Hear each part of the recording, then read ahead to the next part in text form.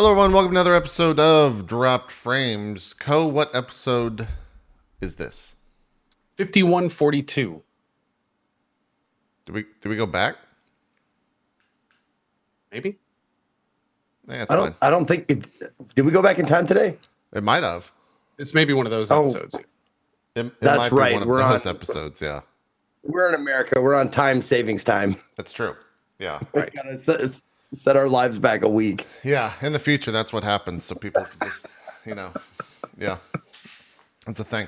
Hi, it's a new week, and there's not much out. It's summertime, and that's where games go to die. Is the summer because there's there's not much out.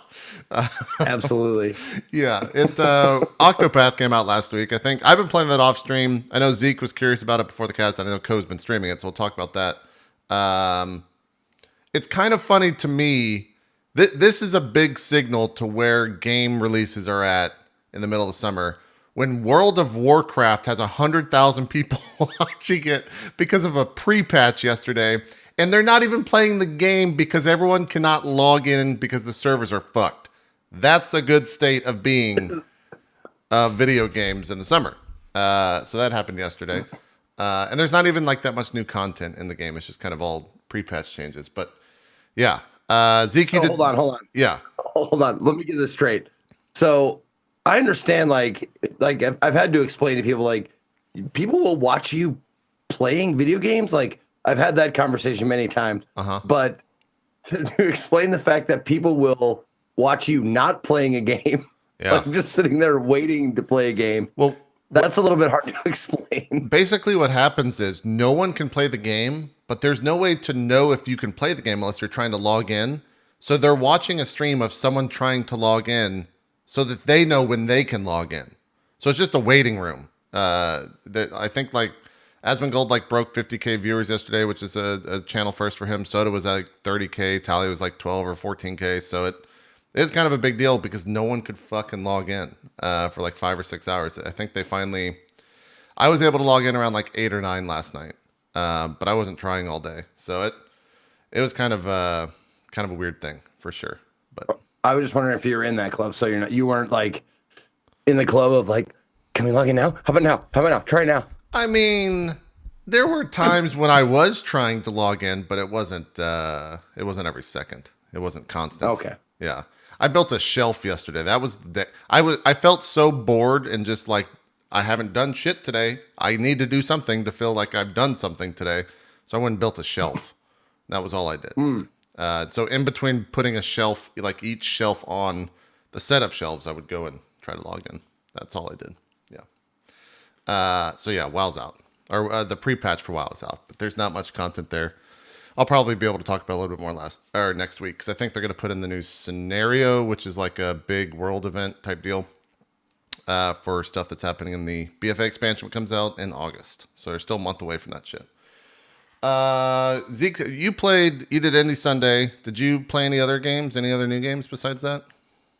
There was a very strange game. I don't know if you guys have heard of it, but I played a little bit of an indie game called RimWorld.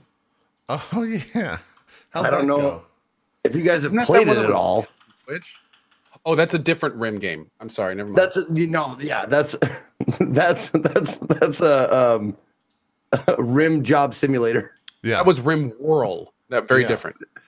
Yeah. Yep. Yep. How was No, your I checked it out for a little bit, and listen, okay.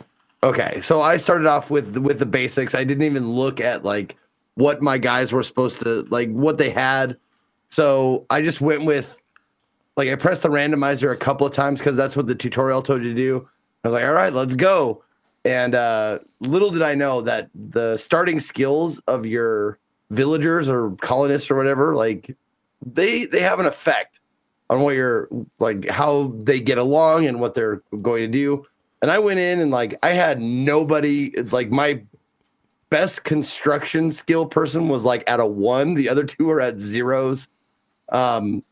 So I had to force someone who didn't want to build anything to build stuff because no one else would. Was that Shannon in your game, by the way? Was that your Yes, I had Shannon, I had Daru, and I had Fairlight Excalibur. Those were my 3 colonists that I started with. And Fairlight, funny thing that comes into play later in the game. Pyromaniac, I was Really? unaware of. I've heard that before. I've heard he's a little pyro. Rumors have been going around on Twitch, so yeah. So the joke was on Twitter that if he built it, he can burn it all down if he so chooses, and that's what he definitely tried to do towards the end of the game or towards the end of the broadcast. Was he definitely tried to burn everything down, and it was funny to watch a villager that you have no control over just go up to like a piece of your structure and just light it on fire and then move away. And then light something else on fire, and then just keep lighting fires as you go along. And this like tons of little shit that you don't take into account. Like if the fire is not a part of your home patch, like your home zone, like your guys won't even care. Like my home zone was like not stretched out even close to being enough, and so they would like bat out a fire that was close to the house. And then one square over, they just sit there and look at it. I was like, what are you guys doing? The fire just seriously just turn 180. In fact, turn 90 degrees and you'll find another fire to put out. And everybody was like, that doesn't count as your home though. I was like, why are you serious? It's right here. It's so close. So how much? So yeah, like we were talking about last week, like learning curve and tutorial and like hand holding and all that stuff. Where does? How long did you play the game? First off, how long is this broadcast? Let's for see. 6 hours. 6 hours. Okay. What? I played it for about 6 hours. In your 6 hours of playing, all those things I just said, answer all of them. Like, is it hand holdy? Is it? Were you lost? Were you confused? How's the tutorial, etc.? The tutorial is actually pretty good. Because everything branches off of very simple things. So in order to, it gives you a pretty good handle on the basics of what to do. There are certain things that people in chat were backseating me about that the game probably doesn't do a very good job of explaining to you, but like they tell you how to defend yourself against a raid. Like they give you like 1-person raid or 2-person raid that comes and gets you. You're like, okay, go behind the sandbags and shoot at people. That like get them, draft them, and make them shoot at them. Okay, so that's how that works. Then they're like, okay, this is how a storage zone works. So take your storage zone like cursor and block off this area for them to put stuff in. Once they've like chopped down a tree, that's where they put the wood. And then they give you that kind of a thing. Like, oh, okay, so whenever you have resources and stuff, you have to have a place to do stuff or have a place to store them or do things to them, like a butcher's block or a tailor's station or whatever the fuck it's called. So they give you like the basic gist of all of that shit, which is so in depth once you get going, and you learn how to do it your own way, like how the way you want to do it. But it's like they give you a fork and they say, this fork is how you eat. And you're like, okay. And then they give you like 1 macaroni noodle. They're like, stab that noodle, put it in your mouth. Okay, got it. And that's what they tell you. And then the rest of it, you kind of like, okay, so I can use this fork to like stab a bunch of noodles or other things. I can use this fork. Like I can eat other things. It doesn't have to just be noodles. And so, like that kind of shit. And like that, but they give you the fork. It's basically what I'm saying. I got you. So Zeke, last week you talked about wanting the tutorial a certain way, and you used an analogy that's kind of similar to the one you just used. Did you feel like the tutorial was what you wanted? Yeah, it definitely. It very much like gives you the bare bones of most complex activities that you discover later. You discover that it's better to have different storage for the different stuff, and the game kind of teaches you as you go along as well, because it'll give you notifications like that meat just went bad because it wasn't like refrigerated or whatever. And you're like, refrigerated? What the fuck are you talking about, refrigerated? And then you go into your like item list and you see like, oh, there's a cooler there. Oh, I bet if I made a little like area enclosed and put a cooler in there, but how do I power the cooler? And that's how it does it. Basically, it gives you a problem and it has all the tools to solve the problem. You just have to figure out how to put all the tools together in order to solve that problem. So it's meat's bad, got to cool the meat, found the cooler. How do I power the cooler? There's the power of the cooler. How do I get that power generator going? Oh, I got to have this guy have construction level of 5. And then you're like, okay, so I just make this guy like build more shit and his level will go up.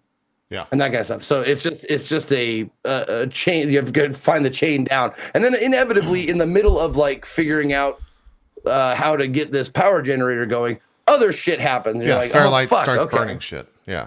Yeah, exactly. Okay. Are you gonna go back to it? Are you playing it off stream? I'm gonna go back to it for sure. But that's the other thing. Once I completed my little 6-hour block, I wanted to start a brand new colony, knowing what I know. Yep, that's how those games go for me as well. It only gets worse. And that's exactly what I want to do. I want to go back and be like, okay, now I have an idea of how I want to build this and how I want to start and what characteristics I want to have to for my colonists to have in order to facilitate a better colony and a more better run thing. However, this thing still nags at me like, what's the end game? Like, I just survived, basically, is what I did for the first thing.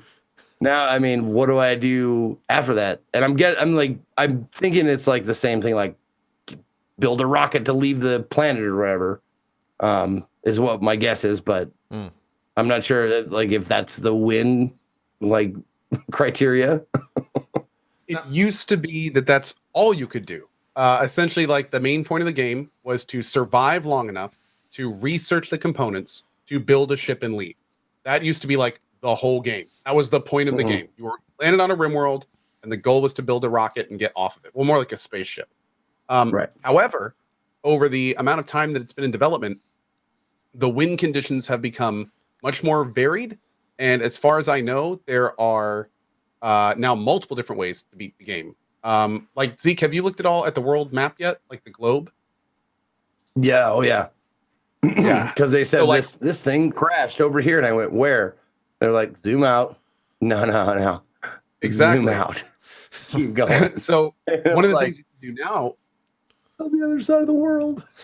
And I don't know if you've made a caravan yet, by the way, they move like molasses across that map. Like, it would take hours to get to where those ships are. Like, apparently, I've never even done it, but apparently that's a win condition. So if you get enough colonists to that area, you can then like make the ship up. Also, with the world map now, it kind of opened up these whole new ways to play. Like, for instance, like I was saying last week, some people are now playing nomadic tribes.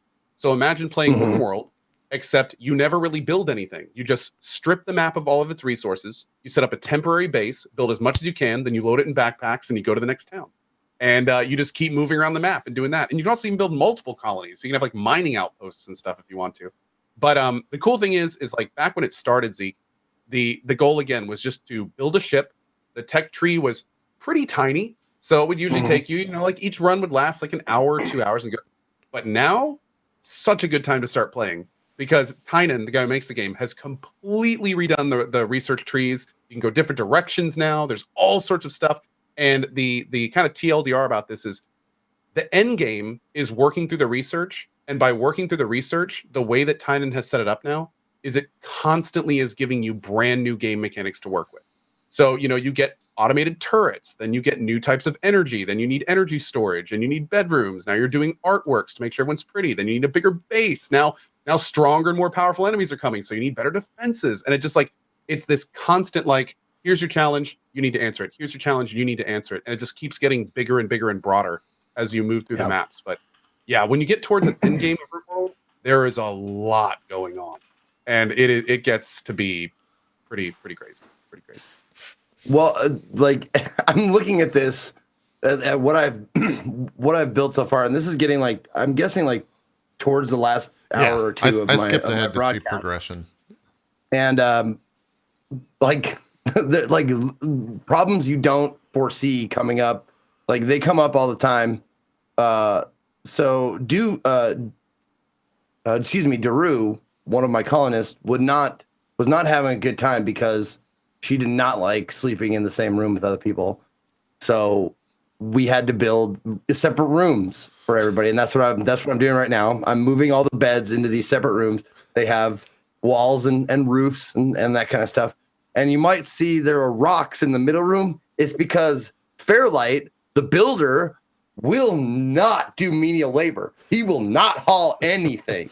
Like, not at all. Like, he will build the floor underneath the rocks. Like, the floor is all there, but he like kind of picks up the rocks a little bit and puts the fucking wood floor underneath it because he will not haul that shit at all. And it's it's so frustrating because you have one person who like everybody's doing like 3 jobs. They're like, okay, these are your 3 jobs. These are your 3 jobs. And if someone won't do one of the jobs, you have to take the other person off of that other job and make them do this bullshit. So Daru ended up being like just my hauling workhorse. Like, you chop stuff and haul stuff, and that's all you do. It's like, but I'm a doctor. It's like, nah, you're not a doctor. You haul things. That's what you do. But I work with my hands. I'll break them and be a terrible doctor. Yeah, but no one's going to move that rock. Exactly. Like, no one else is going to move the rock. Shannon actually ended up one of her traits was psychopath, which was just fun. Like, no feeling, no caring, so no social. Like, she would walk by a dead body and be like, meh. Everybody else would be like, oh God, like, it's terrible. But she was like, should I eat that? Do you want me to? I'll eat it if you want me to. Like, I'll eat that body. I don't mind. I'm a psychopath. I don't care. Funny enough, it's always good to have a psychopath in your colony in RimWorld. Oh, they're on corpse duty after the fights. Yeah. Oh, sure. Yeah, of course. Bury all the bodies and everything. I was about to say, there's benefits to that in a game. Oh yeah. Sure. So no, and the thing is, like, the thing with RimWorld is it's kind of like, oh, and here it is. Here's where Fairlight. He's been setting fires for like the last 2 minutes, just walking around and like setting shit on fire. And the best part with the pyro is when the pyro will be going around putting starting fires, and then you have that one guy that's set on one firefighting, so it's his top priority. And he literally is just following the pyro around, like, no, put that out. No, put that out. No, don't set that on fire. Put that out. Just like. But the thing is, like, the fires, I in order to get them to put out the fires, I had to, like, that was the part where I went, oh, I have to extend, like, my home area for them to, like, even give a shit about it. It's like, do you see how close it is? Like, those fires that are in the more bottom right-hand side, like, they didn't give a fuck about those because they weren't even on the homeland. Look at them. They're leaving now. They just left, yeah. And I'm like, what? See, and there it is. You can see the outline of my home. And I'm like, God damn it. Don't stop putting out the fires. So that's the fire just started spreading. I was like, there's fucking no way. There's absolutely no way. And then eventually, you know, they get too tired and they can't put out the fire, so they have to go to bed while the fires are raging. And I'm like, dream of rain, my child. Dream of rain. Please pray for rain. And sure enough, rain came and put out all the fires. I was like, and I was sitting there telling my chat, like, it's going to be fine. Don't worry. Everything will be just fine. And sure enough, the rain, like, put out all the fires. It was a very lucky happenstance. But playing this game, people inevitably in chat, like, want to tell you about their own games because it's kind of like, it's like Dungeons and Dragons that way, where you tell one thing, you're like, oh, I had a 8th level bard and he did this. And then 30 people come out of the woodwork and like, you think that's weird? Yeah, like, I can see that. I want to tell you all about it. It's like, oh, you think that's fucked up? My characters in my RimWorld game, it's exactly like that. I can see that. I'll say this right now, Zeke. There is a little more that is more fun in this game. And when you start your next playthrough, there's 2 things. First of all, mod colony. And what you do is you keep randomizing the starting people until they have traits like your mods, and then name them after your mods. And then sub-colony. Because there's nothing like watching one of your subs do absolutely crazy shit and then see them in chat like apologizing for it. I'm so sorry. I didn't mean to take all my clothes off and get in a fight with that guy. I apologize. And you're sitting there going, why did you do that? Why did you? Yeah. That sounds pretty good. You had 3 people here. For someone that's played, I would think, to quote, the end game. How many colonists did you have to take care of at that point? Or manage, I guess is maybe a better word. Everyone plays differently. Yeah. So there's ways that you can have colonies of like 20 people, but at the same time, you have to be careful because every single person takes a serious amount of resources. And the more people you have, not only the more that can go horribly wrong, but a lot of times if you're on the right difficulty, that will mean like larger raids and things like that. So it gets to be pretty tumultuous, but generally I'd say most colonies, and this is a very kind of ballpark, but most colonies between like 10 and 15 people is the end. And at that point, especially if you have people with special traits like our buddy Fairlight, it can get to be it can get to be kind of like an Animal House. Like they can be pretty crazy. No, and then like looking at now, I'm like, next time I build a house, if I have anyone who's pyromaniac or even not pyromaniac, like I'm gonna have like around my house, I'm gonna just have that cleared out of all brush and all forest and nothing flammable. So that if it does we have a pyro, we can put out the stuff on the house and then let the other shit burn the other ways. Like I don't care about the rest of the world. It doesn't bother me at all. You have more patience than I do with this stuff, Zeke, but do you think I could play this and actually enjoy it? I'm saying off stream. I don't think I could stream this. But is this something I would enjoy, or would I just get frustrated too much? I would love to see you stream it, man. It's probably one of the most backseat heavy games I've ever played. Yeah, that's why I wouldn't. Oh yeah, you just have to let it go. You just have to I told chat like several times that I am completely ignoring you right now. I said I'm reading what you're saying. I'm ignoring it completely. Yeah. Because I have to do this my way, and I have to make mistakes in order to learn learn from them. Yeah. Somebody suggested this to me in another game, but the more I think about it, it would work really well in RimWorld, and especially in a situation like UJP where you don't really like getting hundreds of suggestions and not knowing if any of them are right. Right.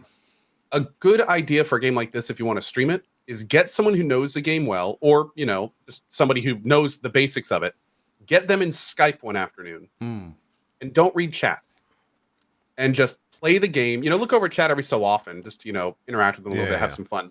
But really, like anytime you have a question, you ask it to the person on Skype, and they can give you the right answer, and then you can go along your way, and that'll give you a chance to kind of learn it. Because I will say, like even these days, there's so much stuff that changes in the patches a lot. And it's kind of right now, especially the game is in kind of production overdrive because it's in 1.0 unstable. This is the final step before release. And this game has been in development for years. So from what we understand, the next big patch is RimWorld is out. So because of that, there's been a huge amount of changes in the last 6 months. And that means that even vets don't know the right answer. So it's the kind of thing where even I have been considering getting like a RimWorld vet on there just to kind of answer the right questions. But this is a game, dude. If you learn how to play it, it's a huge amount of fun. I definitely recommend it. Definitely give it a try offline if nothing else, but maybe you can consider streaming it. I might check it out. I bet people would like to watch it. Yep. What are you laughing at, Zeke?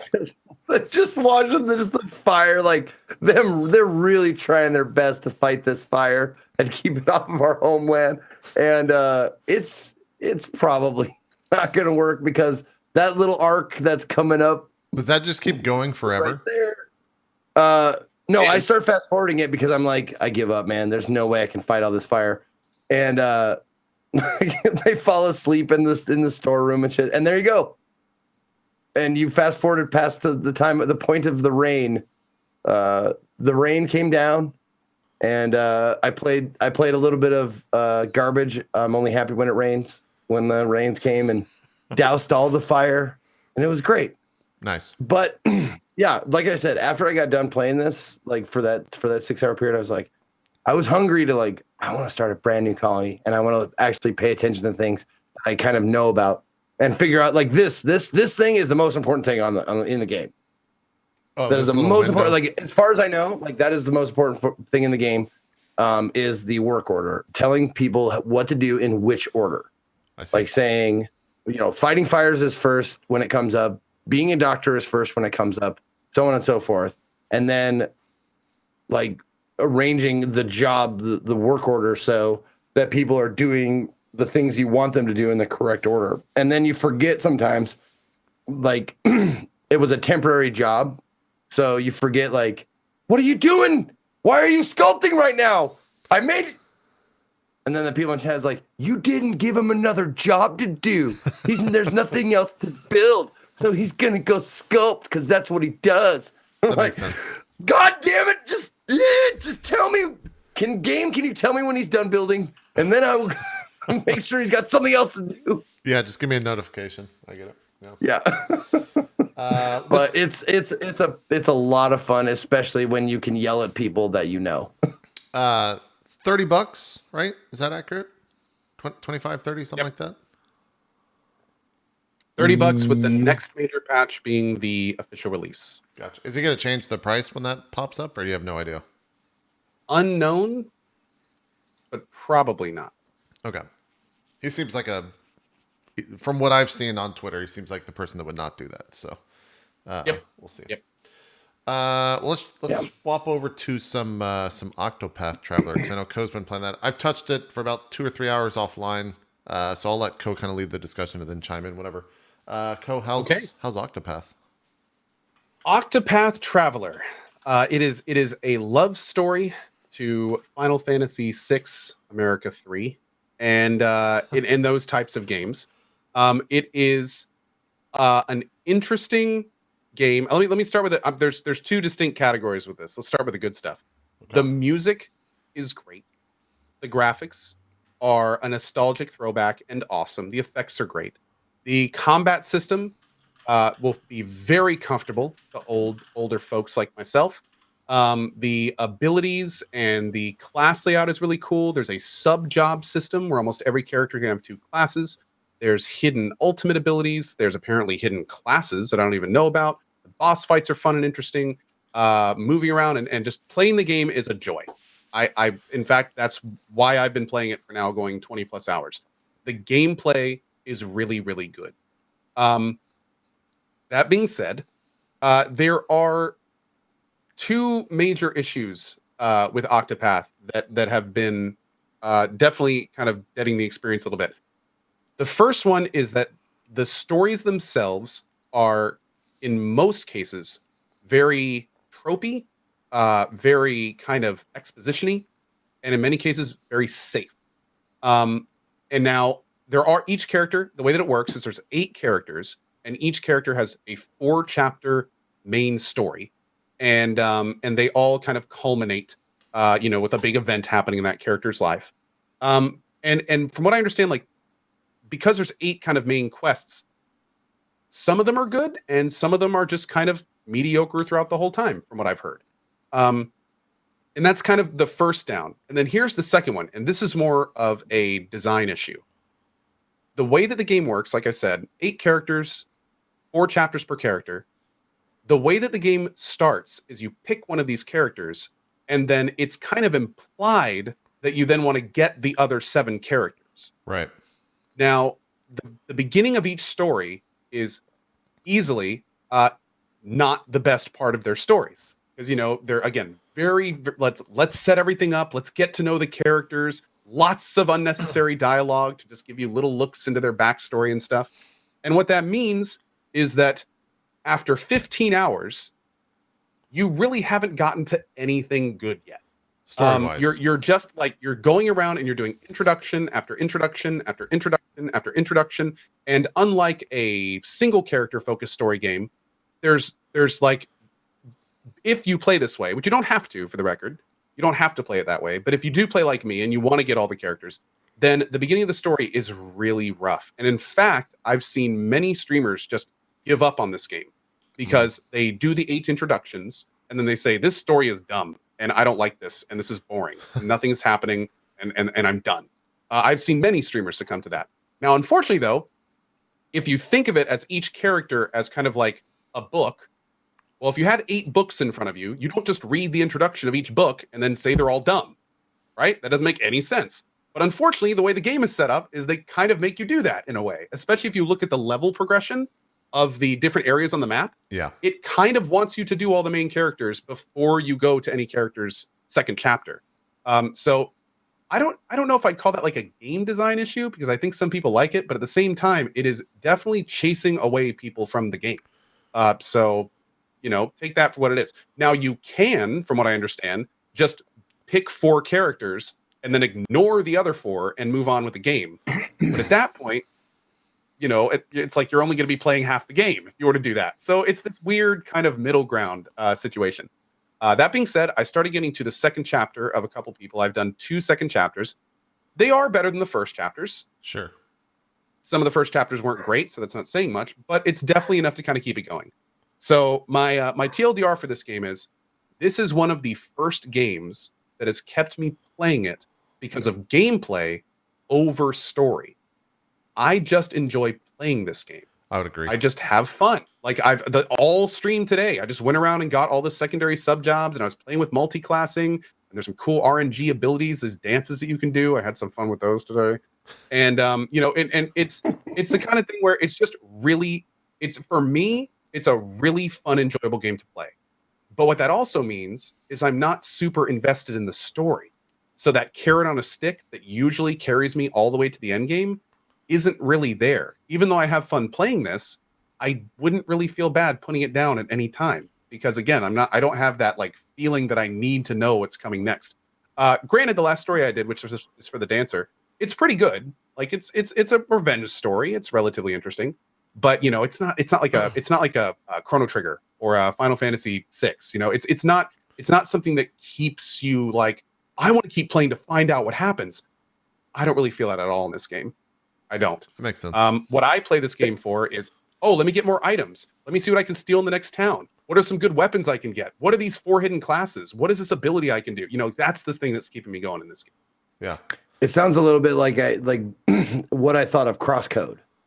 Crosscode had a lot of it was an Indie Sunday game that I reviewed with it has very, very similar graphics to this, very 16-bit-ish kind of graphics.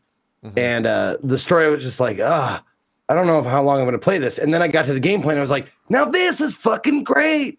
The story is not what's keeping me. Like, the gameplay is fucking good. Yeah. So yeah, I get that for sure. On Octopath right now. Now I have heard that there's a couple of stories that I've been told really pick up in 3. And then somebody last night who had beaten some stories have said, you need to finish this character and this character. And I was kind of like, okay, that's good to hear. So we'll see. I think after playing this game, like I said, for 2 or 3 hours, hearing you talk about it, and I've watched a bunch of other streams on it, the best way for me to talk about this game is that it was a game that was designed with the Switch in mind, and it's a AAA mobile game. Everything about this game screams to me pick it up, play for 30 minutes, put it down. Pick it up again. That's exactly how I've been playing it, and I've had a pretty good time with it. I'm not too invested in the story because I'm not grinding away on the story.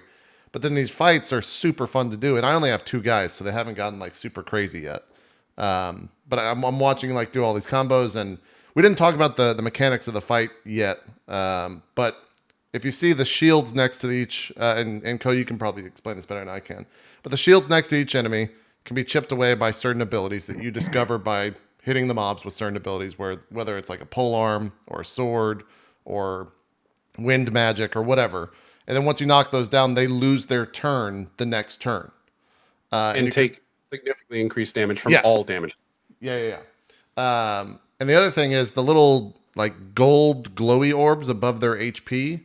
Those can basically give you, what would you say, Ko? Extra attacks in a round, boost your attack. They power up ability, points. Yeah. So then if you have 2 orbs and they have 2 shields, you can power up your attack twice and knock away all the shields. So that's kind of the main flow of combat is that in mind.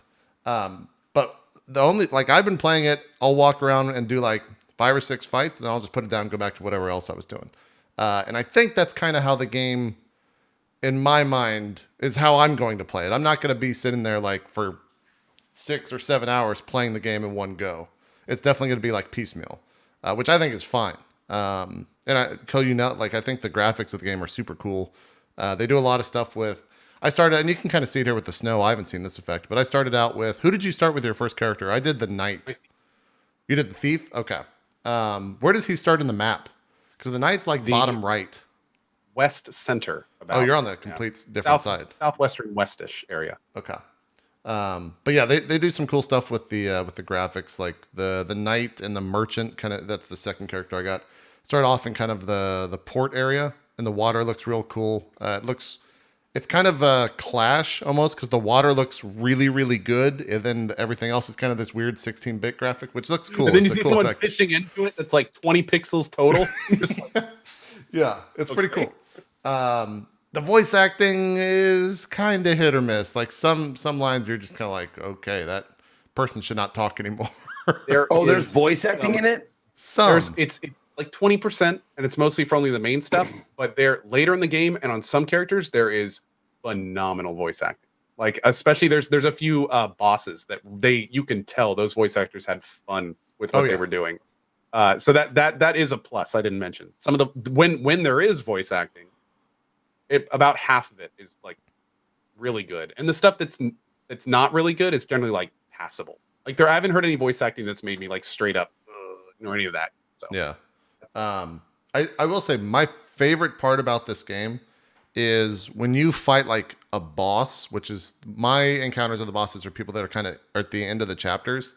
On screen, they're like, a little 16-bit sprite. And then you go into the fight and they're like this massive motherfucker that looks fucking awesome. Like every single one of them just looks great. I fought, I think it was Min and Mick or something like that, which was one of the stories of the characters.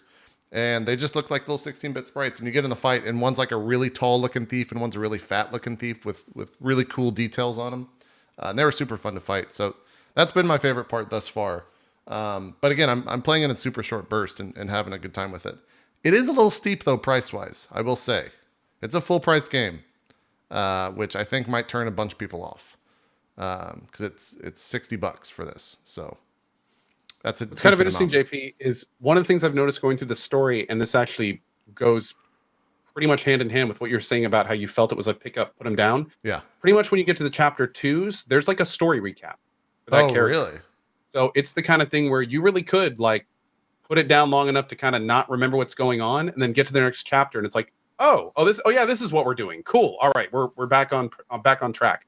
Also, later on in the game, multiple characters will have multiple chapters in the same city.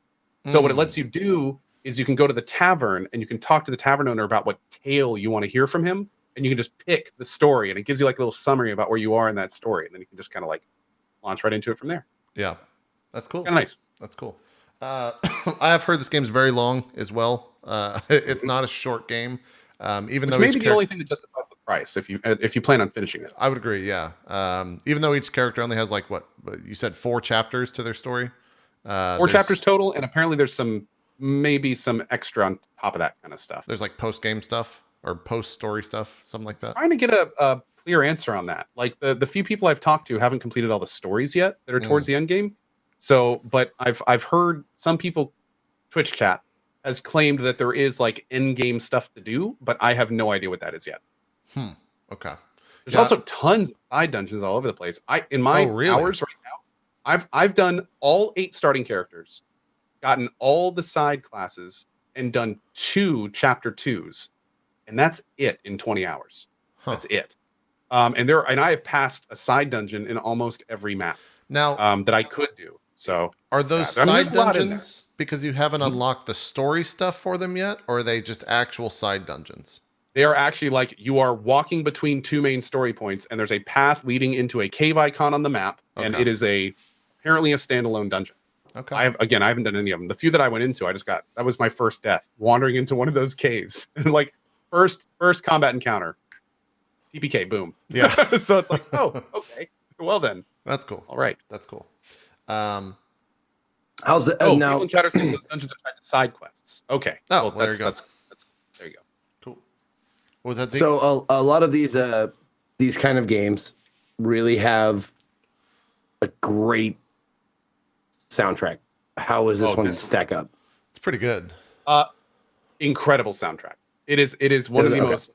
The word for this soundtrack is comfy. It's what? Every track in this is great. It's comfy. That's the word I would use. It's just it's a comfortable, great soundtrack. I find myself humming along with the combat music all the time. I find myself I'll walk into a town, the first thing I'll do is listen to the music. Whenever there's like, somber, real story things that happen, you'll get that one violin in the background just slowly going on, like it's the music is pretty much fantastic.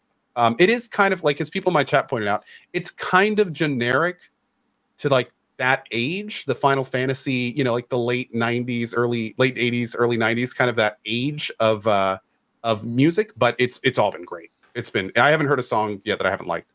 Yeah. I saw a couple people in chat asking about difficulty. I feel like the best way to talk about the difficulty is the game assumes that you've played this type of game before. Right. It doesn't. They don't tell you to. They don't hold your hand right off, like out of the gate. They're just like, all right, here's how you can attack multiple times in a round, and there you go. And then I found myself like kind of surprised at that, actually. Starting out with the warrior, you kind of start with a little, like 3 healing potions, and those got used up pretty quickly. And I think also in the early game, it's a little bit easier because, correct me if I'm wrong, Co, but when you level up, you get your HP and MP restored to full. Is that accurate? Yes. Okay.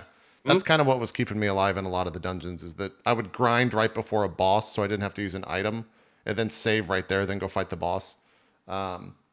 But yeah, it basically, it doesn't hold your hand, but it's not, from where I'm at, 2 people in, it's not too difficult. I can't talk to like these type of fights, which are obviously a little bit more advanced than what I'm doing. But Ko seems like he's kind of sealing through all this stuff, so it doesn't seem too hard. There's definitely been more than a few fights, especially the boss fights. Like some of the boss fights are just like, you kind of got to nail it. If you don't heal at the right time, you're going to get killed. If you don't defend at the right time, you're going to get killed. So it's yeah. And especially if you try to go into higher level areas, you'll just get trashed. Yeah. Like you kind of have to follow around.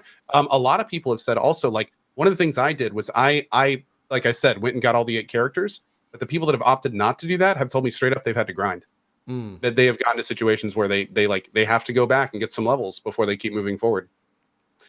So sense. Also, I have to say this: a lot of people think that this game comes off as a kid's game. In fact, there were definitely a couple stories at the beginning that I thought were also getting kind of kiddie-ish.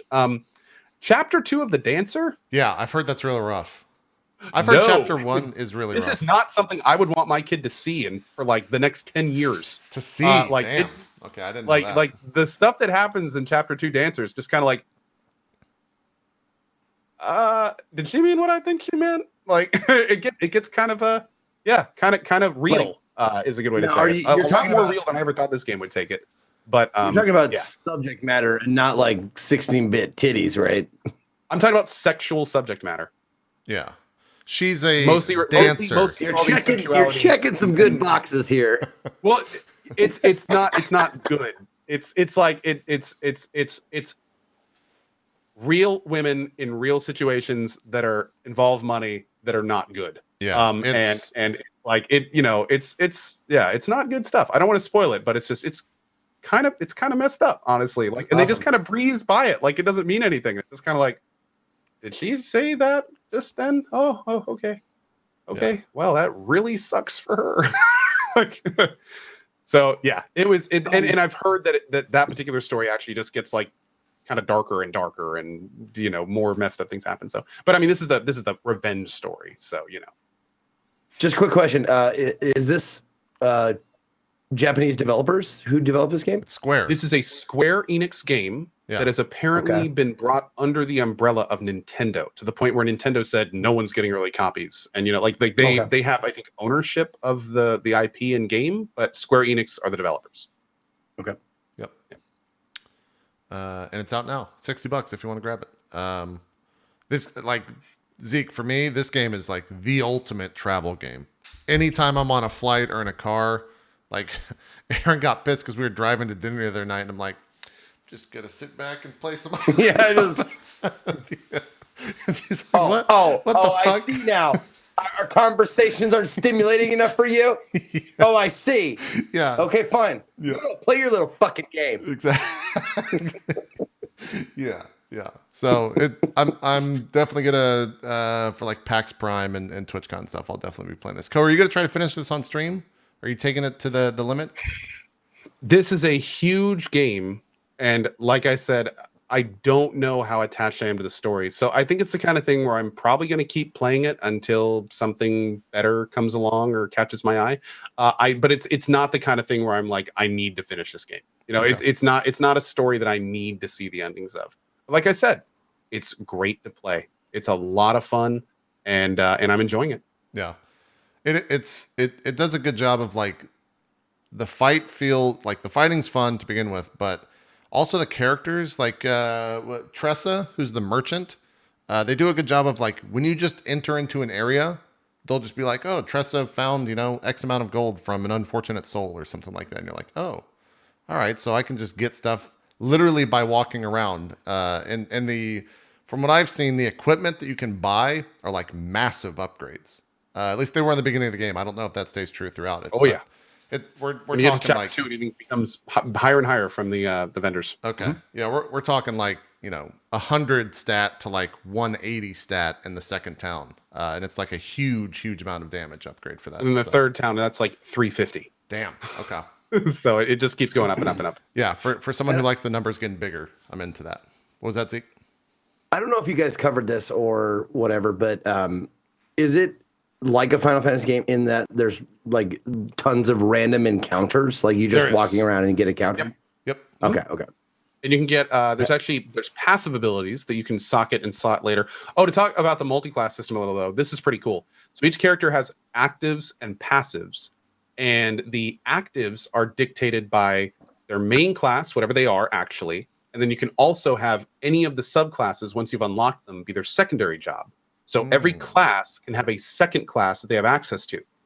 Now, as you get points into main classes, you unlock alternate passives.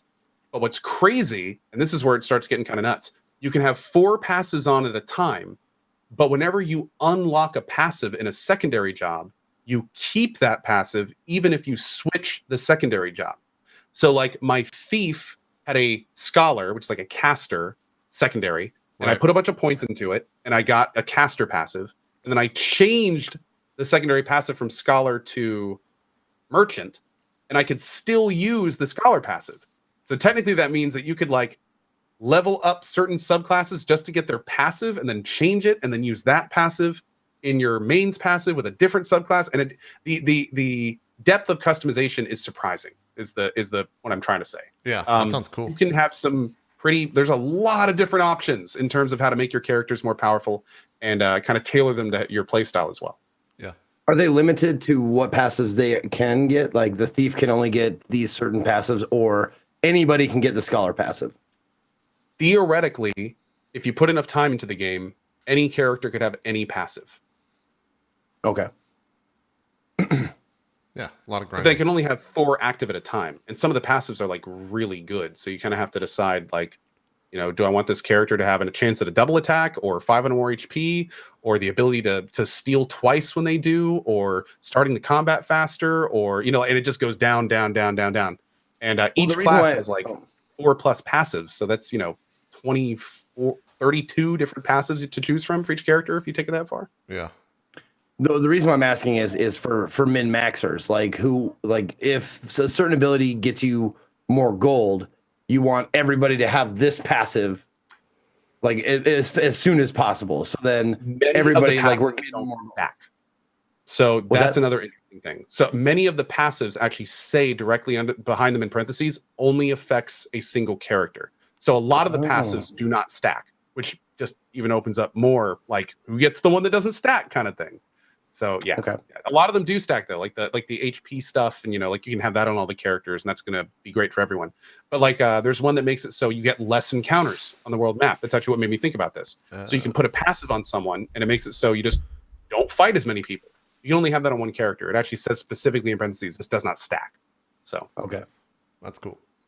So do the random encounters, because one of the kind of the turnoffs for the Final Fantasy games for me, like especially going towards late game, was that I just want to get from one place to another without fucking getting attacked every, whatever. Does it get annoying, the random encounters, or are they spaced out enough where it's like, okay, that's fine? The good news is that your characters really gain a pretty decent, even at the stage I'm at the game, my characters are leveling like every 2 to 4 fights. So it makes it so you don't really mind getting to these fights, but there's 2 important things. One, I have used that passive I was talking about, you get like a third of the encounters if you use that passive. So that right there is huge. And then the second thing, and this is going to be the biggest for you, Zeke, there's a fast travel system. At any point you open the map and you can fast travel to any town you have already been to. So once you unlock all the towns, you can just go wherever you want super quick. That's cool. Okay. Excellent. So, I mean, that's actually very good news for someone like me that doesn't want to I gotta go. I mean, even if you have like an airship or whatever the fuck to like traverse the entire thing, then you still got to remember like where I gotta go. Like, where is it on the map? Oh, fuck, I forgot it. And travel around and shit like that. I'm glad that there's a fast travel system that makes it easy. That's good. Quality of life thing. The last thing that I'll say about this game, and actually it's not really about the game, but I would pay $60 if they didn't change a thing. They don't have to change a thing. In fact, they could use the exact same artwork. I want Final Fantasy VI and Chrono Trigger in this engine. Like remade? Okay. Yeah. Yep. I don't necessarily know if I'd want Chrono Trigger, but I could see like this looks like Narsh to me right off the bat. These snowy towns for sure. Yeah. It's not a bad idea. Imagine playing like Final Fantasy 3 American. I always know, I never know which one to call it because everyone knows it by a different name. But Final Fantasy 6. 6. Yeah, always Japanese. It's always 6. Okay. Yeah. But imagine playing 6 on your Switch, like all the UIs well done and beautiful, and everything in like that nice high res. Oh my god, man! I'd pay $60 just for that, to be honest. And just to quell the idiots on YouTube, I don't want it Chrono Trigger remade because I don't like it. I don't want it remade because it's a perfect game. So fucking shut up. I'm already seeing those comments in chat. Just preempting. And I just don't even want to deal with that shit. I just don't even want to deal with that shit. Oh, for everyone that's saying it's Unreal 4, I know the engine is Unreal 4, but I'm just saying if you look at the graphics, like I have a feeling that if they got enough artists to make the 3D, that they could go off everything that's already in 6 and just move it to this engine. It would take some work, of course. I mean, 3D is not 2D, but I think they could do it. I think they could. And this engine is beautiful. It is a joy to run around this engine. Like they knocked it out of the park. It's one of the best parts of the game. So I think this game, I think I probably already like this game better than Chrono Trigger. Like, honestly, like there are so many. Just direct it all. I don't even know why people play Chrono Trigger. I fell asleep in the. No, I'm just kidding. I love Chrono Trigger. Keep giving it all to I can't even say that. I can't even. No. Yeah. No, there are certain things you don't badmouth, and Chrono Trigger is one of them. Like, you don't badmouth Chrono Trigger, even if you work on the internet, you don't dislikes of it are legit. Like, don't badmouth. It's just a bad time. I agree with that. Cole, I've only played this handheld version, and handheld version, the text is maybe I'm just old, but if I'm like this, and I have long arms, sure, that text is kind of fucking small. Is it any different or better on like an actual blown up monitor? It looks fine. It looks absolutely fine in the monitor, but it's really funny that you say that because I had mentioned multiple times in my stream how I have no idea how I'd be able to read this text size if I were doing it on the handheld, like with that little tiny screen. It's small, like you can see on the screen. Yeah. It's small text on the screen. So it's, it is readable on a TV. I have no problems reading it, but I don't think I have the eyes to play. I could play this on the on the handheld. I don't think I can do it. There's multiple times. I'm the kind of guy like doing this the whole time, Yeah. There's multiple times where I'd have it like sitting on my nightstand and I'd be in bed like leaned over with the two little, which is great. I've never played a Switch game like that. It's a really good game on this, like to use the Switch hardware for. But there's definitely times where it's like, I think that's a 1, maybe a 7. I don't know. I'm just gonna go with this 1, and then it was fine. But yeah, that's. I was just curious if it's blown up on the monitor, if there's any issues. But I'm glad to hear there's not. So yeah, Octopath Traveler, $60. Zeke, you gonna grab it? Are you into it? I'll probably grab it. Okay. It's a great Switch game, and I'm finally getting sick of Isaac. Okay. Is that all you've been playing on the Switch? It's just Isaac on flights and stuff? Yeah. It's like I said, it's one of those perfect games where you can just pick up, play for a little bit, and then put it down. Yeah. That's a good point. There's always like getting to Platinum God on the new Isaac with everything there is to do in the game is a daunting task. Yeah. I've never this I will get hate for. I've never actually like sat down and played Isaac. From almost maybe I've played like 5 minutes of it and I was like, all right, I understand what this is, and I stopped. But I've never, maybe I'll pick that up on the Switch. I'm kind of into the Switch now, just playing games not on stream, et cetera, so might have to pick that up. Zeke, you want to do Indie Sunday? Hold on, why is everybody reacting? Because I never played Isaac. Oh, okay. I think, unless there's some other reason. No, that totally just blew over me because, I mean, we all know that you don't like video games, right? So that didn't even faze me at all that you had never played Isaac. Right, that already fit into the camp of JP doesn't like games. Yeah. Let's do some Indie Sunday. Zeke, what is this game? Yes, let's do Indie Sunday. Sounds good. I think this is the first. What's this game? Yes, this game is called Dandara. How do you spell that? Dandara. Dandara. Okay, one word. Yep. Is the point to hit the spikes? No, the point is not to hit the spikes. The movement, as you can see, is the main focus of this game. Is the main difference of many other platformers. The movement is you don't move actually like where you're standing. Like you can't move left or right. The only movement you have in the game is shooting from white spot to white spot. So if it's a white sticky spot, you can land there. But you can't like walk from exactly. Or actually it's the opposite. Like don't walk there. Right. Yeah. don't shoot there. But the movement is basically that is you just kind of like shoot, like teleport. It's not teleport. It's like jump from spot to spot. You don't move left or right. That's the only movement you have. That's the heart of the game is you can start being able to move really quickly through maps. It's a Metroidvania game. Let's start with that. It's a Metroidvania game where you like explore parts of the map and then you see like, oh, there's a platform there with a little symbol on it. That means I have to find how to get that platform to move. I don't have that item yet. So you have to make a mental note to come back to that, just like a Metroidvania game. You're like, oh, there's a concrete wall there that looks breakable, but I don't have the item to break it yet. So I have to come back and remember that that's there. And then you backtrack, a lot of backtracking. And there's tents just like, like refill pods in a Metroidvania game. But there's a couple of frustrating things about the game. One of the things is you start off like the weapon you start with is you have to charge it. It's very frustrating because you can't just like press the button and shoot these guys like Mega Man or like a whip. You can't just press the button and whip. You actually have to hold it down for like a second and then it'll blast. So that creates a lot of the challenge, a lot of the frustration of the game, because in order to hit some of these guys, you have to get close enough for them to hit you. You can't like shoot them from afar, because not only that, because you start off with the distance of your weapon is not very far. Like it dissipates after a certain amount of the screen, like a certain amount of distance traveled on the screen. So not only can you not move left or right, you have to charge up your weapon. Now, these are all challenges built into the game. They're supposed to be like that. And I'm guessing they're supposed to be super frustrating. and they can be very much so.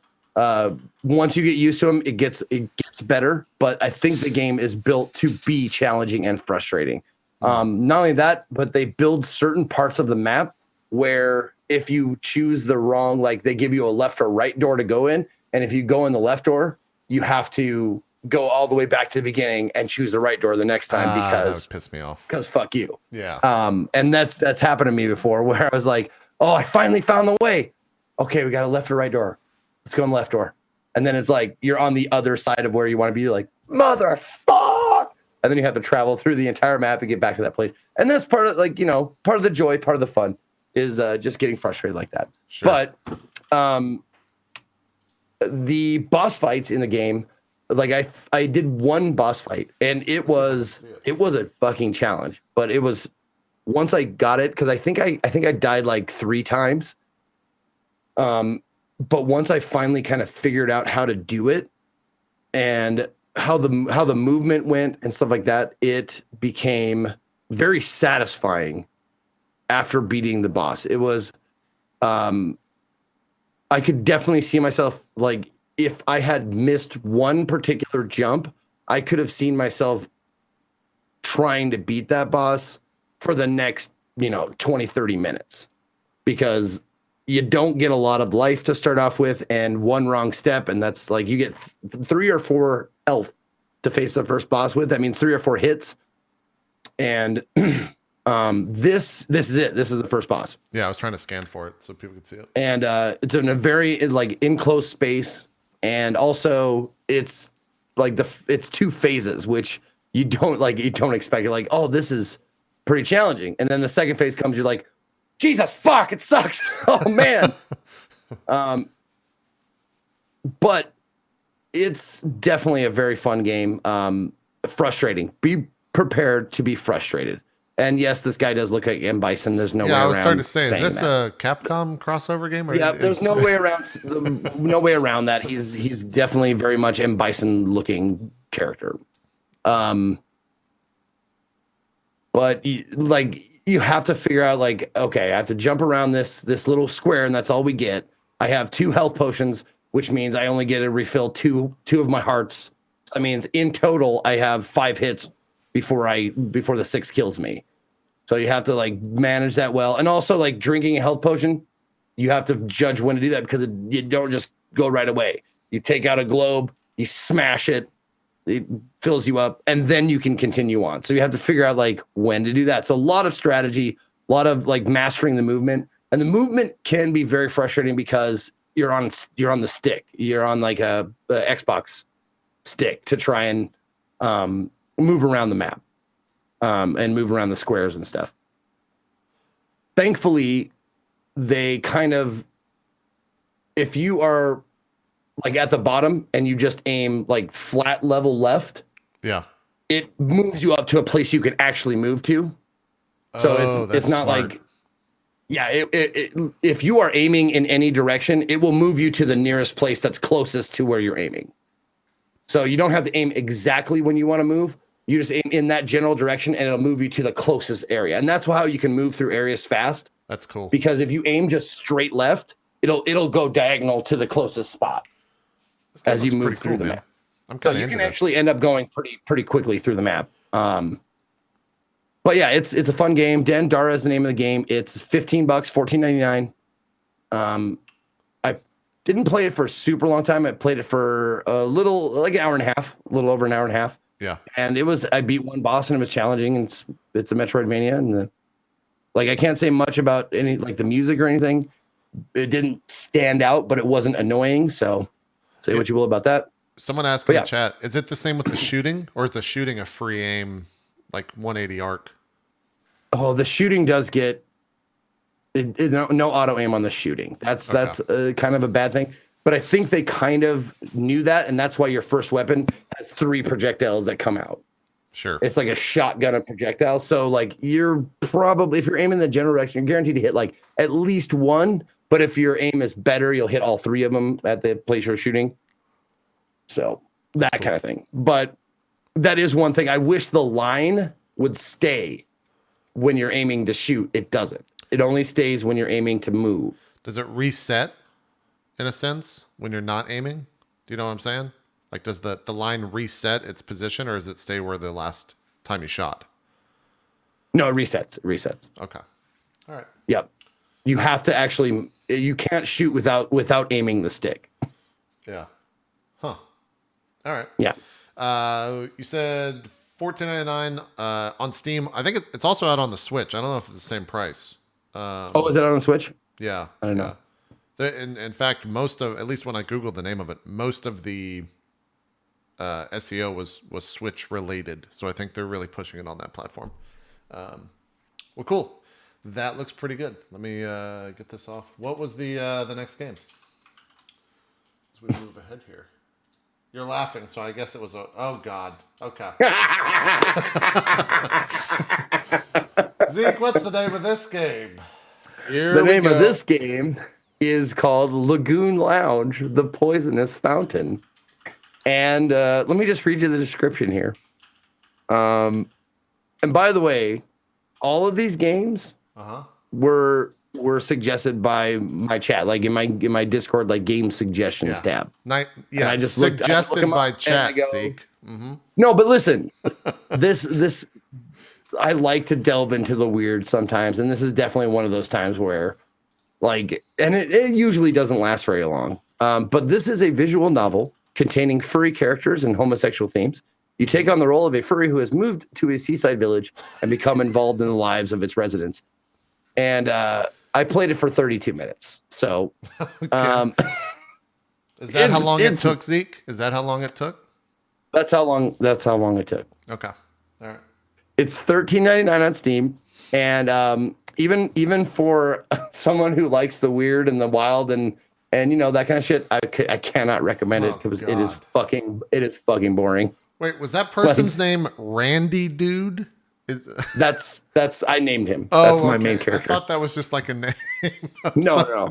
That's my name. No, they're all Japanese names like Susuke. All right. Yeah. I got you. No, they have Japanese names like Susuke and Arashi and stuff like that. But it's painfully boring to like get through. It's a visual novel. Sure. Which I was hoping that it would be less visual novel and more like, you know, scandalous furry on furry action, but yeah, you're in the wrong spot. Like probably have to wade through like a whole bunch of story to get to the good stuff. Like I would stop, like I would go through click, and it was like, okay, I think it's gonna get juicy here, and then they would totally just debate you into thinking like you're gonna get some, you know, hot furry action, but no, you get nothing. Nothing. Okay. And that's it. All right. Like yeah, that's Lagoon Lounge. It's way too expensive for what I mean. It's a visual novel. Yeah, $14. I suggest getting Amorous, which is free. It's if you like furry stuff. Is that other furry game that you played on stream? Yep. Or that you played for? Okay, we talked about that. Gotcha. Yeah. All right. Well, let's make a quick left turn out of the fucking furry land. And... out of furry land. Oh, great. Now we're in fucking spider land. What the hell is this shit? This nightmare This fuel. game is called... this game's called Inventor, which took me a while to put together that it's like Inventor, but with ant instead. So... Inventor.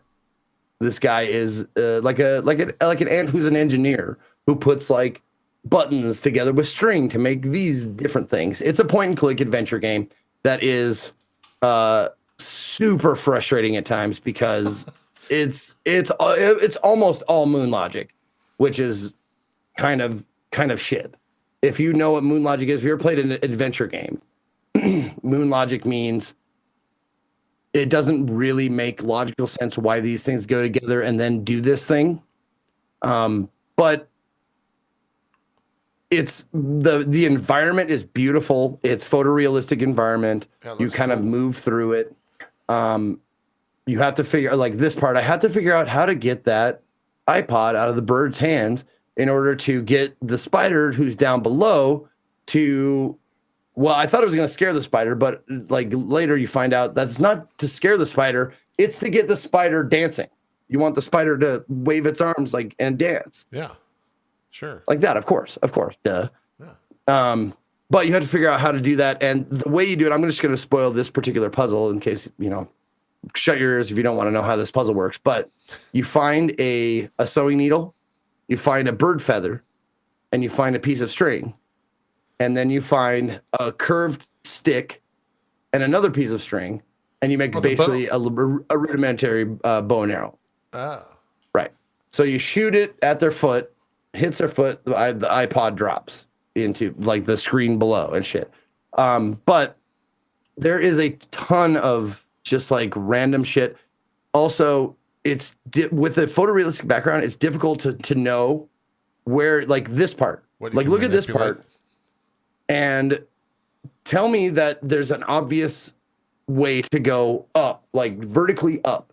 Like, sure, there's those little mushroom pads that go to the left, but there's no like obvious path to go up unless you put the mouse cursor over it and then you see the finger pointing to the up. There's a lot of that in this game. Like you don't really know the path you're supposed to take until you like cursor over all of the screen. And like, oh shit, I can go up there, I guess. Sometimes it's obvious and sometimes it's just not obvious. The control of it is not super great for an adventure game, for a point and click game, but it has a good sense of humor and there's no dialogue at all. It's all just thought bubble stuff. Like if you do something and you have a close approximation of the right answer, a little thought bubble will come up and go like, yeah, but the water plus the thimble equals question marks. So you're like, okay, I'm on the right track. Also, it has a pretty decent hint system. You just right click on the ant it'll have a question mark and you right click and then he'll have a thought bubble going like needle plus feather equals what? And you're like, oh, okay. So you put the needle and feather together. So if you really want like help, it's right there for you. I mean, you don't have to be frustrated, which I got. Look at that. Look at my face.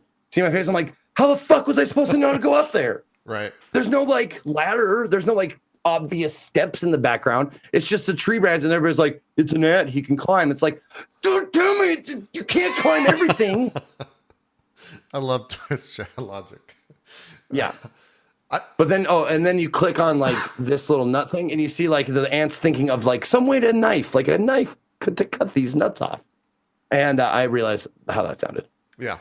It's fine. Just pass. But yeah, so there's lots of clues throughout the game. It gets frustrating. Like it's like any point and click, but it gets frustrating early, like earlier than most point and click games because the photorealistic background is not very conducive to knowing exactly where to go. It doesn't tell you obviously where to go. Whereas most point and click games do that. Yeah. There's like a door or stairs or something like that. Like this is just tree bark. You're like tree bark. I'm obviously supposed to know I can climb up and down that tree bark because there's obvious steps and shit. No, there's not. But the game is fun. It is. I think it's $5, right? $4.99. Yep. Yeah, $4.99. $5 on Steam. I'd say totally worth it. If you like point and clicks, you'll like this one. It does get frustrating, but if you get frustrated, clues are readily available for you. Yep, and he's what 1812 Overture. I'm not sure what he's dancing to, but it's it's old classical music, like, and you have to figure out. Oh, one of the things was like that really really frustrated me. We see that drop of dew above the ant. Yeah, can you hit that? Or above the spider. You have to get that drop of dew. You need that to move forward. You finally eventually get it on the leaf below you, and they give you like a toothpaste cap. And you try and use the toothpaste cap on the dewdrop. You're like, come on. I know it goes in there. I know it goes in there. And it's one of those little things where it's like, no, you have to put it below the leaf. Yeah, that sucks. And the leaf will bend and drop in. And it's like, if I put the fucking things together that go together, give me the fucking answer. Give me the solution. Tell me I got it. I'm right there. Just give it to me. Sure. Those kind of moments. That stuff, man. That's all the way back to Monkey Island, though. Like that kind of stuff where it's like, use the sculpture.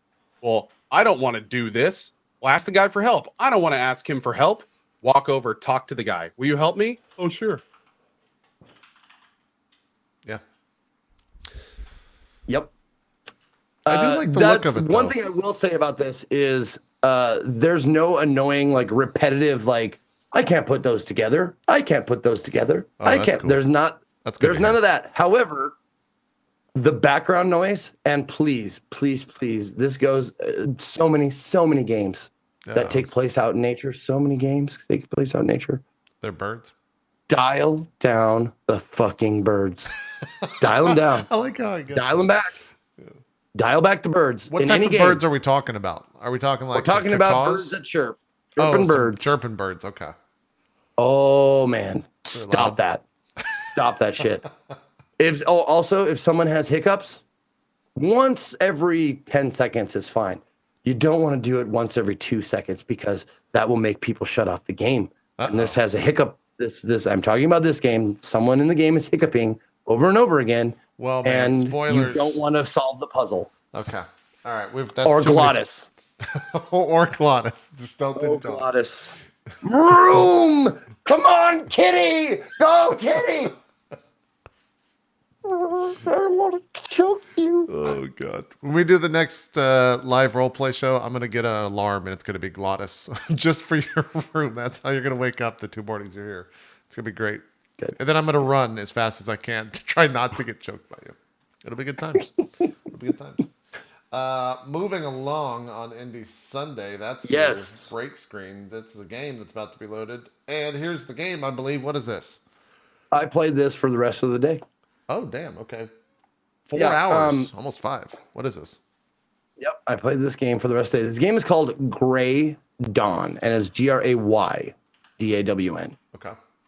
Gray Dawn. Now, there are a lot of very much indie elements to this game. But it has so much, like a lot of things going right for it. It is eerie. It's creepy. It has religious overtones. I wouldn't even say undertones. Religious overtones. What really struck me about it, because I like games that take chances and stuff like that. And every once in a while, you'll find one that actually does a pretty decent job of not like ham-fisting it. Like this game gets very strange and very weird, but in a good way.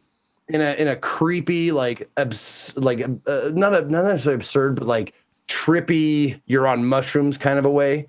It doesn't try to hit you over the head with like what the game believes, or what the game developer believes. It doesn't try to like preach to you, I guess. Okay.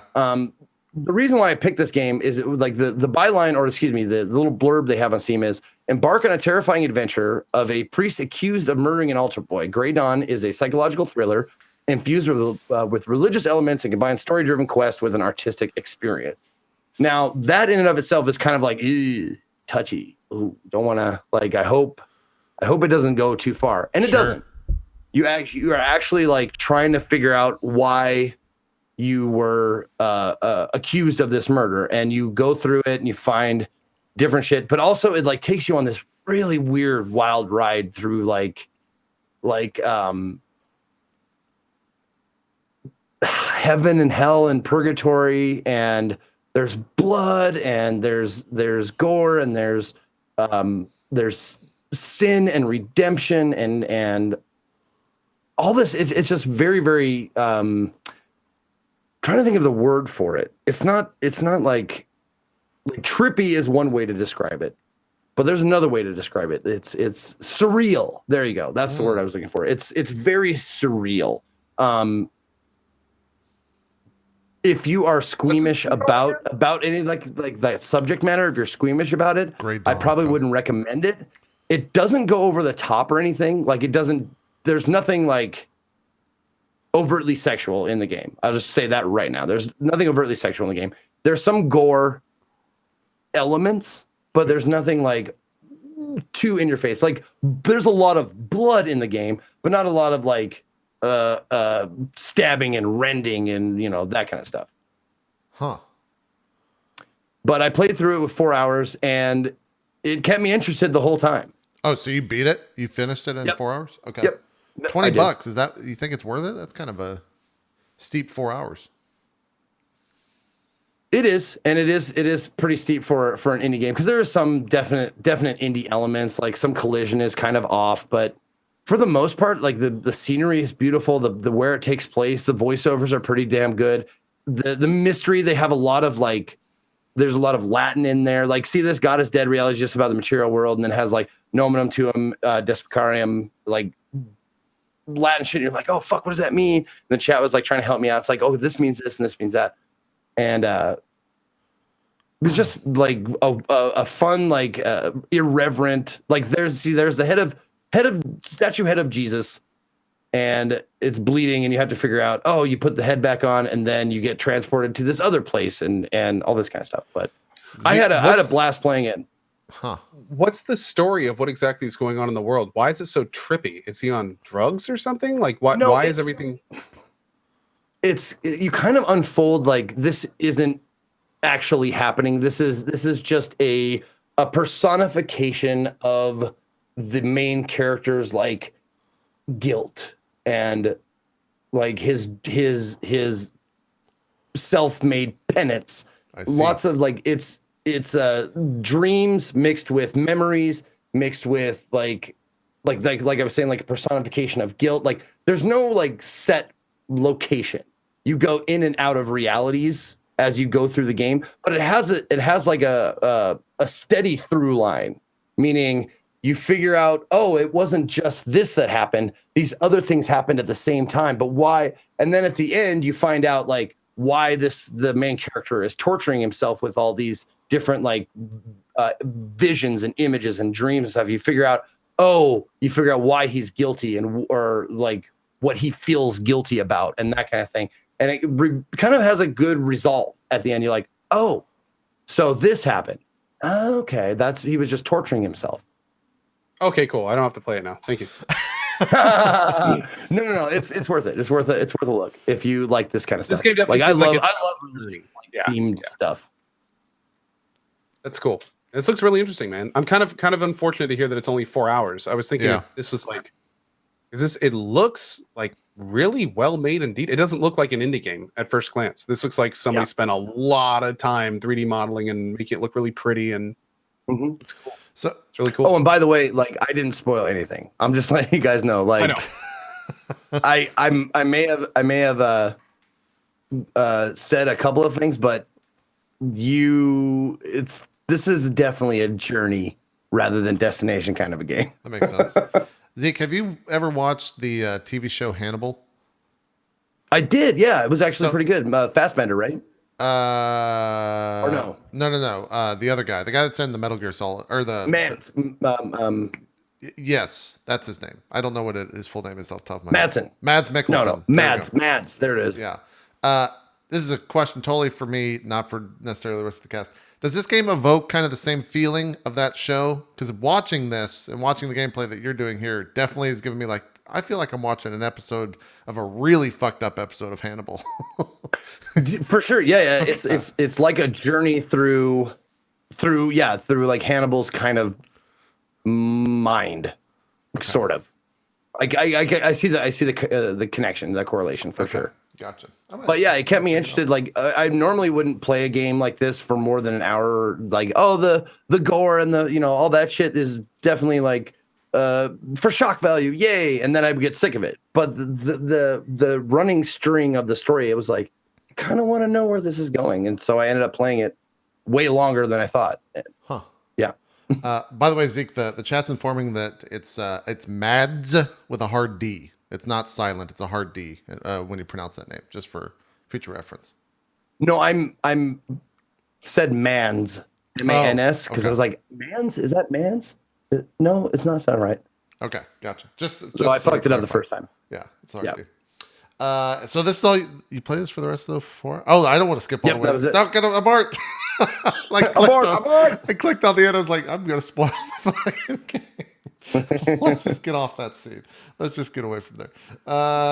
Is it worth $20 though? Like I don't know if I would say it's worth 20, but I can see where the money went. I can see why they're charging 20 because a lot of the scenery is just gorgeous. Put it on your wish list. It might go on sale. Maybe. Yeah, for sure.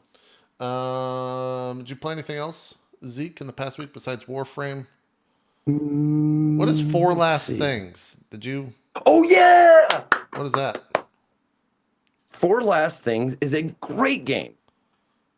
Four Last Things is a point and click game that is very, very much like it's like playing a Monty Python cartoon game, like a Monty Python animated thing, where you go through and all of these like Hieronymus Bosch style paintings are everything. It's like the background, the characters.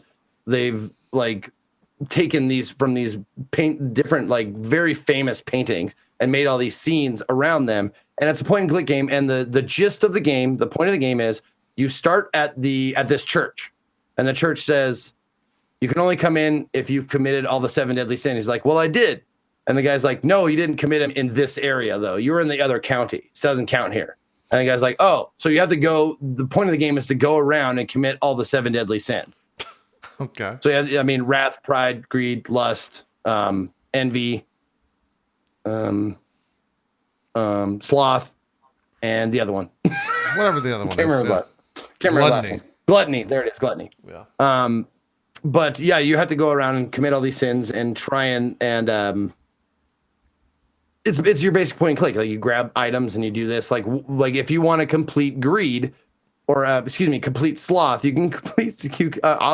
I'm gonna spoil the first one, okay, guys? Do it. Actually, you know what? I don't want to spoil that one. Never mind. You know what? I don't want to spoil any of them. Okay. It's a short game. It's a relatively short game, so I don't want to spoil any of it. All right. It took me 3 hours to beat the game, and it's fun all the way through. The sense of humor is fucking great. It's very much like a Monty Python sense of humor. I had a blast voice acting it. No voice acting, by the way. It's all just text. But the soundtrack is all classical music. Oh. And there are definitely like funny things that you see. You see like different like weird paintings from that era. Like I want to call it the Renaissance, but I don't know if they're all Renaissance paintings, but they feel like it. But you use all these weird items. You try and get this blind painter to paint things for you. You try and get like you see a window you can peep into, and you have to figure out how to woo this woman that you're peeping on to get, another one of the sins nailed down and stuff like that. The sense of humor is great. It's a really fun game. It is, how much is it? I didn't look. $8. Okay. I'd say it's totally worth $8 if you like the Monty Python sense of humor and you like classical music and you like looking at, beautiful like Renaissance style paintings. Yeah. Cool. All right. Is that on any other platform, or is it just Steam or just PC? I'm not sure. I know it was kickstarted. Okay. It was a Kickstarter game, so I'm not sure if it's on anything else, but gotcha. Definitely a very fun time for 3 hours. Cool. I guess I've been just pushing along, and I finally hit a point of Kingdom Hearts.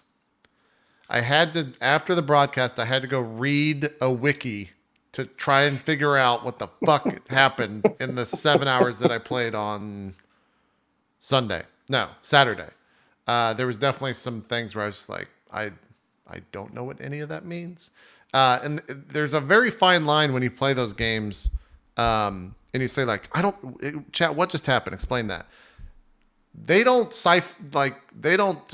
take out the entire story that happens much later on in other games. They just kind of blurt all that stuff out. So I've been very reluctant to be like, chat, can you explain what just happened? Because they'll just be like, well, that's this character from the game that you're going to play in 3 games from now, and blah, blah, blah. I'm like, all right, I'm done. I'm not going to ask any other story-related questions. Well, after so-and-so dies at the end and comes back, this is the guy that... Yeah. So I definitely hit a point of, one, not remembering playing that portion of the game from my childhood, and 2, just being like, what the fuck did I don't understand anything that was just spoken about. But then I read the wiki, and now I'm back on track. So we're pushing along that. It's pretty fun. Quick side note here, JP, to save us a Skype PM here in a little bit. Okay. Kingdom Hearts 1, what's the best way to play that? In terms of where and what? Like how? Like where do you even play that these days? Oh, just grab the 1.5, 2.5 remix on PS4. On 4. Yeah. Awesome. Yeah, yeah. It's actually like it's 4K 60 FPS. Like the game they upscaled it and it looks great.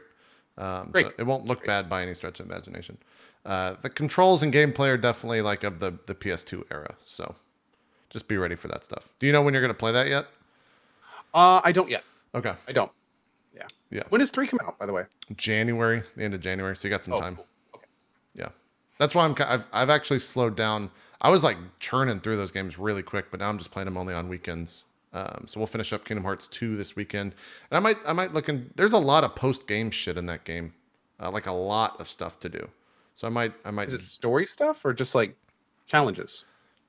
both. Like there's story-esque stuff, but a lot of it is like challenge based. That game it gets very difficult. If you play it on like the hardest difficulty, some of those fights are just stupidly difficult. So much so that a lot of the community is like elitist in that way, where it's basically the idea of, yeah, well, you haven't killed this person on critical, like that. Those type of conversations occur a lot. So it gets pretty challenging if you want that challenge. If not, just play it on normal and it won't be too bad. Yeah. Apart from that, I've just been playing that and WoW. I was getting ready for the pre-patch stuff. What are you laughing about, Co? Just thinking about the hardcore Kingdom Heart community. Dude, I'm not kidding. Go watch GDQ. They do a Proud Mode Kingdom Hearts 1 level 1 Sephiroth fight.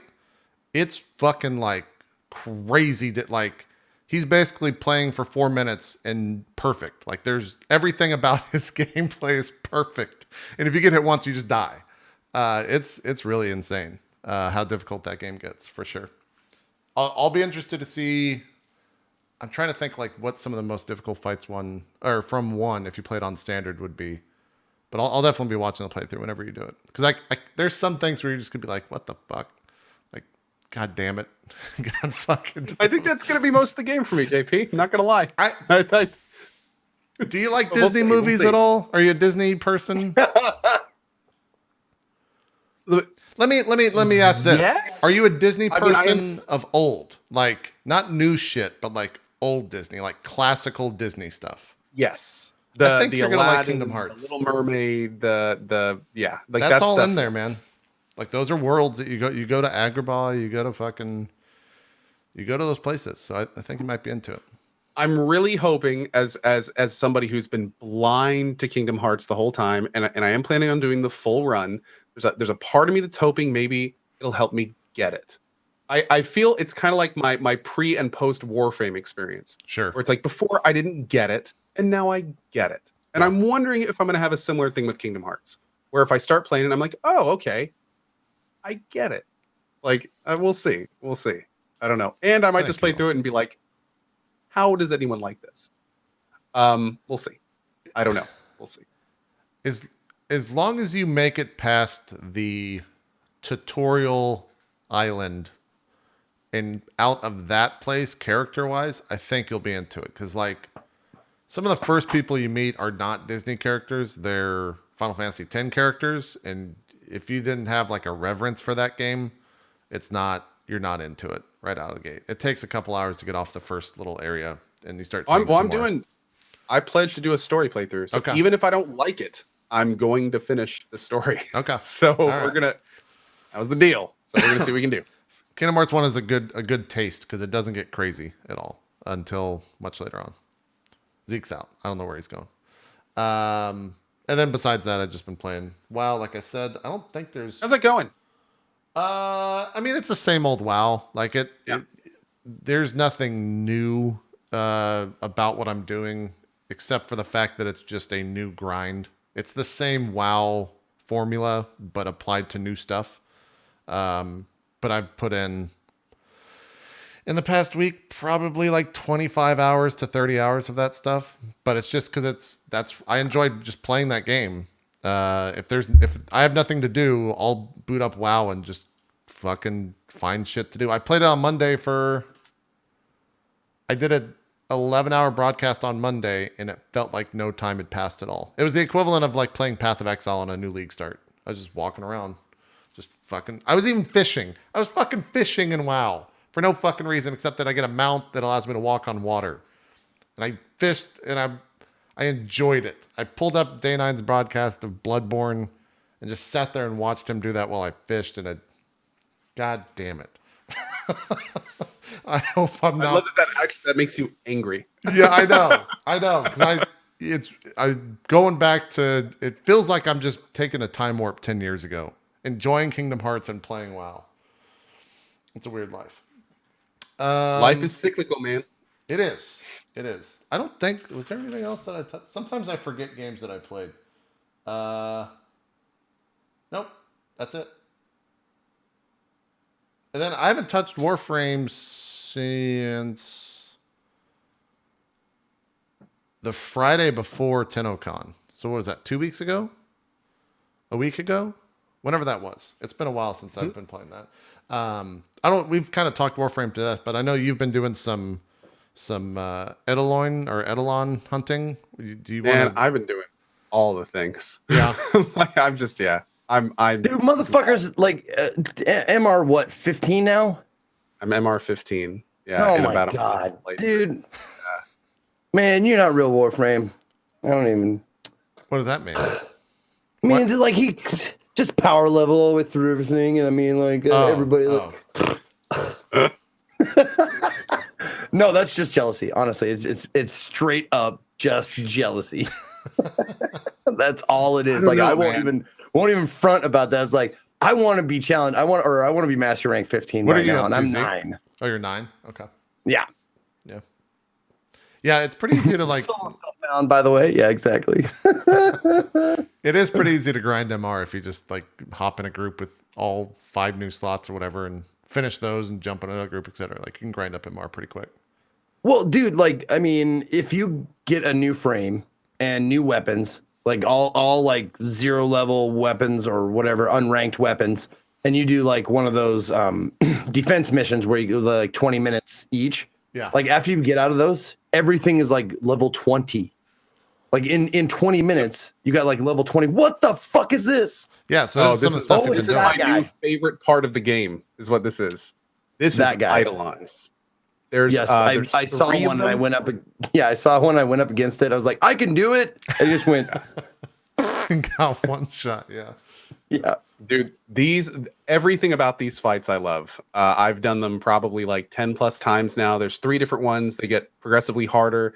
It is basically an MMO boss fight. Like there's full mechanics, there's phases, there's weak points, there's certain ways you have to do it. There's, you have to bring in lures, you have to charge up the lures, you have to be in your different forms throughout the fight, different things at different times. Everyone has a role. Like these Eidolons have made me extremely excited about Fortuna, their new stuff, because these Eidolons prove to me like these guys know how to make really, really fun boss fights, essentially.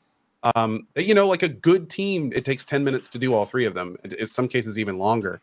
And a bad team, you will spend 40 minutes and fail. But it is an absolute joy to do these fights, and it's probably my favorite part of the game right now. Cool. Did it take much like prep? Yes, it took a lot of prep. Now there are ways to get carried through these fights, which I admittedly did the first few times just because I came so weak. But there are certain weapons you can get, like the Lanka rifle, you can form up like 7 times, and that's what I'm using here. It's absolutely incredible. There's certain frames that are better than others. Of course, just having like good frames with good mods is very important because these are very high damage output fights. Knowing how and when to utilize your operator and the focus that goes in the operator. Also, your amp is a very big deal, as I found out. I actually just recently got what's called a 223, which is kind of like the current meta for amps.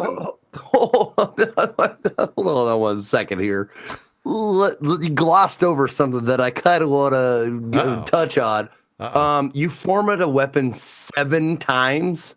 Yeah, my Lanka. Yeah. Isn't that pretty common? Really fucking done. I'm done. I'm out.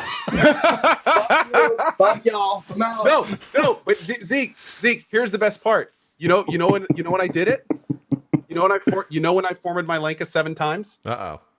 During last week's drop frames.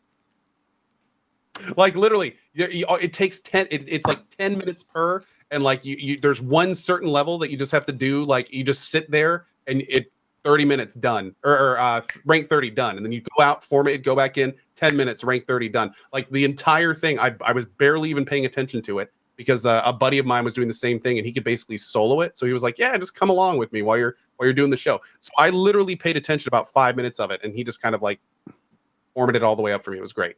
And So then there's by a the time mission. you rank 7, it is so strong. Like I can red crit for like almost 30k. It's absolutely nuts, and it fires 3 times a shot. So Damn. it's crazy. So there's a mission where you can get where it only takes 10 minutes and you can level up one item to 30.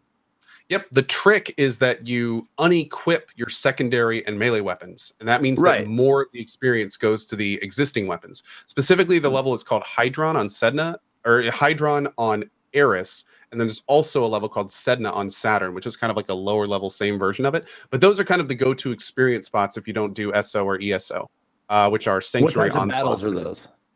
They're basically defense missions, just like you were saying earlier. I think I've actually either taken you or been on one of those with you. They're very popular places to level frames and gear and kind of get MR farming done. I've got a bunch of frames I got to take through Hydron to get that stuff done. Yeah. Okay. Oh, Hydron on Sedna. I know I said that all the way wrong. Hydron is on Sedna, and then what's the other one called? The one on Saturn is called Helene, right? I want to say it's Helene. Helene on Saturn. That's the lower level version. I got those all mixed up. But yeah. Okay. Zeke, I know you finished everything up until the sacrifice, and I know I said before the cast that we talked about that. I think I'll just wait till you finish the sacrifice because by next week you'll probably have it done. I would think. Okay. Yeah. It's worth waiting, and then we'll kind of do like a spoiler cast about the story. Very looking forward to chatting with you guys about those quests. Also, Zeke, for next week, if you can, try to complete a quest called Chains of Horror. Yes. That's actually what I'm doing right now because I did the second dream. I think I complete the Chains of Horror or no? What's directly before Chains of Horror?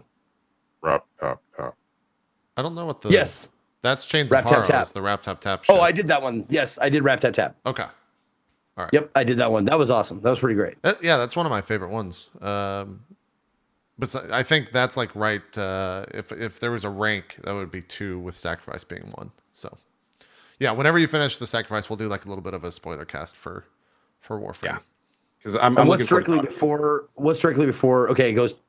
It's War Within. Second Dream, Chains of Horror, War Within, and then sacrifice. Yeah. Then sacrifice. Okay, because I don't think I did the War Within yet. The cinematic line is Nata, Second Dream, War Within, Sacrifice. Those are like the big ones, and then the other ones are kind of secondary, and you can kind of do them when you want to, and they're kind of they're more standalone than the others. Yep. Right. Okay. Yep. And then of course we've got the new big cinematic quest coming up. I just noticed the game title. So good. Nice work there. Yeah. Of course. You need in parentheses, but good. What was I gonna say? I blanked out now. Oh, for those that have done for viewers that have done the second dream, go over to Zeke's channel and click on clips and then sort by top clips in the past like week or so. Because I was watching live when this happened, but talking about what happened is pretty spoilery. But there's a voice line that's delivered that just made me laugh real bad, and I think others have seen joy in it as well. So go check that out. The second that happened, my channel filled with Zeke clip links. Just like you need to see this from 5 other people. Yeah, but if you're playing Warframe and you haven't done Second Dream, it's very spoilery. Yeah. So don't go and watch that. Watch that clip if you haven't done Second Dream. Yeah, I'm playing 2 for sure. But it's over on Zeke's channel somewhere. I'm sure someone will link in the chat if you guys want to watch that. Yeah, it's like the second or third most watched clip after the Hulk Hogan clip, which came up real fast. The Hulk Hogan America clip is still number 1. Yeah, but that one just shot up. It's number 2 with a bullet. I'm confused. It's pretty good. It was pretty funny for sure. Yeah. That's basically what we've been playing. We can do a little bit of news. There's actually an article that I saw earlier this week that I don't know. We've kind of talked about the topic that the article's on, but for whatever reason, I think you guys would also relate to this being streamers. The art that is used at the top of this article is one of the most depressing images I've ever seen when it relates to streaming. So The Verge had an article entitled "Twitch Streamers," or what is it called? The Twitch streamers who spend years broadcasting to no one was the name of the article. Here's the image. Oh my God. Yes. Here's the image at the top that really just crushed me. Like, that is just a grim fucking image, man. And like totally relatable too. Like, granted, that number is not 0, but that is a great image to say what it's like to be a streamer, because that's the number one number that you're thinking of the entire time you're streaming. And it's why most people hide it, so they don't have this in their mind the entire time. Whoever made this art is just brilliant. Like, they captured everything that's perfect about that. The article itself is pretty rough as well. If you want to go read it, it basically talks about a guy who for the past 5 years has streamed to like basically 0 viewers, which is depressing in its own right. But I think it's also like pretty common on Twitch. I would wager that there's like thousands of streamers who have been doing this for a long time, which is really rough. And like I said, we've talked about it before. I don't know how this is remedied by Twitch, and I don't know if it necessarily should be remedied by Twitch, because someone's always got to be at the bottom in a sense. But it's a really shitty life to be at the bottom, especially in this way. I don't know. What do you guys think? Well, I think it relates a lot, because I have a buddy who went to had this really great job and made a ton of money, and he went out to New York because his dream was to be a stand-up comedian. Mm-hmm. And he went out and he just ate shit for 5 years. Right. Just doing open mics, being terrible, bombing, like having just depressed feeling for 5 years. And he's like, I still got to stick with it. I mean, if you love it, you stick with it. But that's going into any art form is going to be a shit show unless you get lucky or picked up right away or know the right people. Like, knowing the right people and being lucky are two things that you can just have. My entire career is that. I broadcast on a good schedule. I mostly regular, that kind of stuff. I go out and seek jobs and that kind of shit. But honestly, I knew the right people and I got very lucky. Is a huge chunk. And that sucks. It sucks to say that. But it's if you want to be a singer, an actor, a dancer, a comedian, any of that shit, I mean, it's pretty saturated. So good luck. Yeah. I'm going to flip what you said completely backwards, Zeke, because I feel the opposite. That's because I lived through the opposite. And here's the thing. I'm saying that from my personal experience. I think there's a billion ways to make it on Twitch. Here's the thing. You can let the world choose your luck, or you can make your luck, or do everything in your power to make your luck. That's the best way of saying you guys know my story. I basically failed Twitch. I had a 1.5-month period where every day I had less viewers than the day before. My last stream ended with 27 viewers and 17 less followers for a 12-hour stream. And I basically had to decide, I'm either going to quit this thing, or I'm going to completely research what I need to do it properly, and then reinvent the stream, which I did. But the thing is it's the kind of thing where when I see an article like that, you watch my videos on Twitch on how to start streaming, and one of the things I say specifically in that video, there's 2 ways to stream. You either stream because you love it, and it's your hobby, and you love playing games, and hey, maybe someone will stop by and watch it, or you stream because you want to be successful. And those are 2 different ways to stream. And if you are streaming and want to be successful, and you turn on your stream and you have 0 viewers, you are immediately doing it wrong. That is not how you get successful on Twitch. And if you want to be successful, you turn your stream off and you start doing the work necessary to get out there. You start hanging out in bigger channels and making friends on Twitch. You start promoting your stream at every place you can. You talk to your social groups and tell them how big of a deal it is if just a few of them come and idle in there. You talk to your guilds. You talk to your gaming communities. You talk to your family. You talk to these people. You do the work to make that goose egg disappear. So when I see these stories about these people where it's I streamed for 5 years to 0 viewers, nothing's going to change if you don't change that. That I agree and, with. and people in chat were saying, like, is it Twitch's fault? Can Twitch do something about it? Twitch shouldn't do a damn thing about that. Like, there's nothing you can do to people that won't help themselves in a lot of ways. There's thousands of ways to get more viewers on Twitch. Thousands which have never been explored by a single human on this planet that people could come up with and try. It's really unfortunate to see people stream to 0 viewers and then say like, oh, I was never discovered, or oh, I never did. It's like, dude, you have to put that work in if you want to go somewhere. It's fine streaming to 0 viewers. It's totally fine. If you're cool with that, if you're fine with it, I'm not saying that's a bad thing, but streaming to 0 viewers and really expecting that to go somewhere, I don't understand that way of thinking. Yeah. And I agree with that. I know it's kind of harsh. I know that sounds kind of harsh, and a lot of people in chat. I'm sorry. Let me add something to what I said previously. This, like, on top of the things that I had, like a friend that was already established, I was there from the very beginning. Like, I was there from Justin TV days. Like, those things definitely, like, really, really helped me.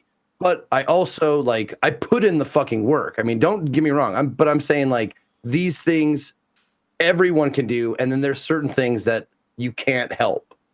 Like that, you know, being seen by the right person at the right time, or being hosted by the right person at the right time.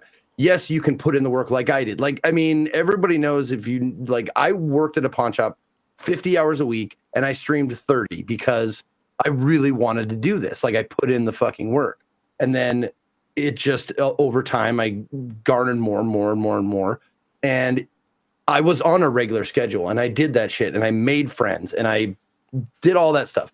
But also, like, there are certain things, like certain uncontrollable things that really helped me along. Also, people in your community. Like, dude, when I raid you now, Zeke, you pull up a screen that has 50 plus different animated versions of you, all set up with you doing different things in the background. It looks super awesome, super professional. And it's like, that's the kind of stuff that separates your stream. That's the kind of stuff people see and be like, whoa, this guy's serious about this. And another thing people are saying in chat, you know, like, it's important to mention that, of course, everyone has different advantages. Zeke knew man versus game. I actually knew a couple big streamers. I got super lucky. In my first couple months, I got rated by Summit. Like, I got super lucky with that. My first positioning, super lucky. But here's the thing. The important thing to remember is not getting frustrated that other people having advantages. The thing to keep in mind is you have to create your own advantages. Always think of it like that. If you are not one of the people that has inherent advantages, if you don't have all the stuff that all those other people that are successful have, what can you do? What can you work towards to give yourself those advantages? That's the kind of thing that separates people from being successful streamers to doing to 0 all the time. Because they're, and don't get me wrong, I hate, this is an unfortunate reality about life. Some people can pour their heart and soul into streaming and do everything I just said and still not take off. Like Zeke's, and that's where a lot of this comes into it. Like, it's like acting or stand-up comedy. Sometimes you have all the right pieces to the puzzle, but you can never quite see that final image to put them all together. Unfortunately, that's when it comes down to just being life. Like, sometimes that's how the cookie crumbles. Yeah. But you can do everything in your power to give you the best possible chance for success. That's an important takeaway. Yeah. I'm just I mean, you through can chat. you do actually have to be a proactive go-getter. Right. In order to, it's not, luck is a big thing, but if you open yourself up to more opportunities for luck to hit you, yes, then that's it's opening doors, meaning I wouldn't have had this opportunity. Like, I wouldn't be on Drop Frames if it wasn't for me taking the opportunity to do that dumb intel thing. Ko and I wouldn't probably be friends right now. I wouldn't be on Drop Frames. I wouldn't be on any of the role play shows. I probably wouldn't have any hosting gigs because none of the guys would have heard of me. It's just taking opportunities and making yourself open to, or making more opportunities available to you. And like, if I had turned JP down, who's to say, like, I might be more popular than I am now. Like seriously, that could very well be. Yeah. But Would have been a real smart move, Zeke. yeah, exactly. Like, did I hitch my wagon to a shitty star?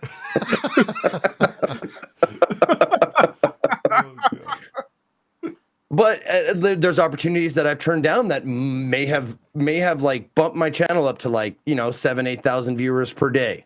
I'm sure there's been those moments when I was like, I don't think I'm going to take that opportunity because I don't like it. All three of us could start playing Fortnite right now. And I guarantee you, all three of us, with our average viewership, all three of us would get significantly more average viewers if we started playing Fortnite right now. That's something we could do. If we really cared about it, we could. I don't know if that's none of us are going to. I think that would take. But, I don't know if that would work. But yeah, I see what you're saying. I just don't know if that would work. You got enough Overwatch experience. I bet you could pull it off. Maybe. No, I would tune in just to see you hate fuck that game, JP, like the whole time. I mean, I don't mind playing Fortnite. I would mind playing Fortnite for 8 hours a day. That's what I think. That's what most streamers are hitting now, where they just can't do it anymore. I've seen that. We talked about that a couple weeks ago, where just so many people are just like, I'm shout out to Summit, who has been playing a lot of BioShock 1 recently, my man. Dude, Summit's good. This is completely off topic, but did you guys see Summit last night playing the Crew 2?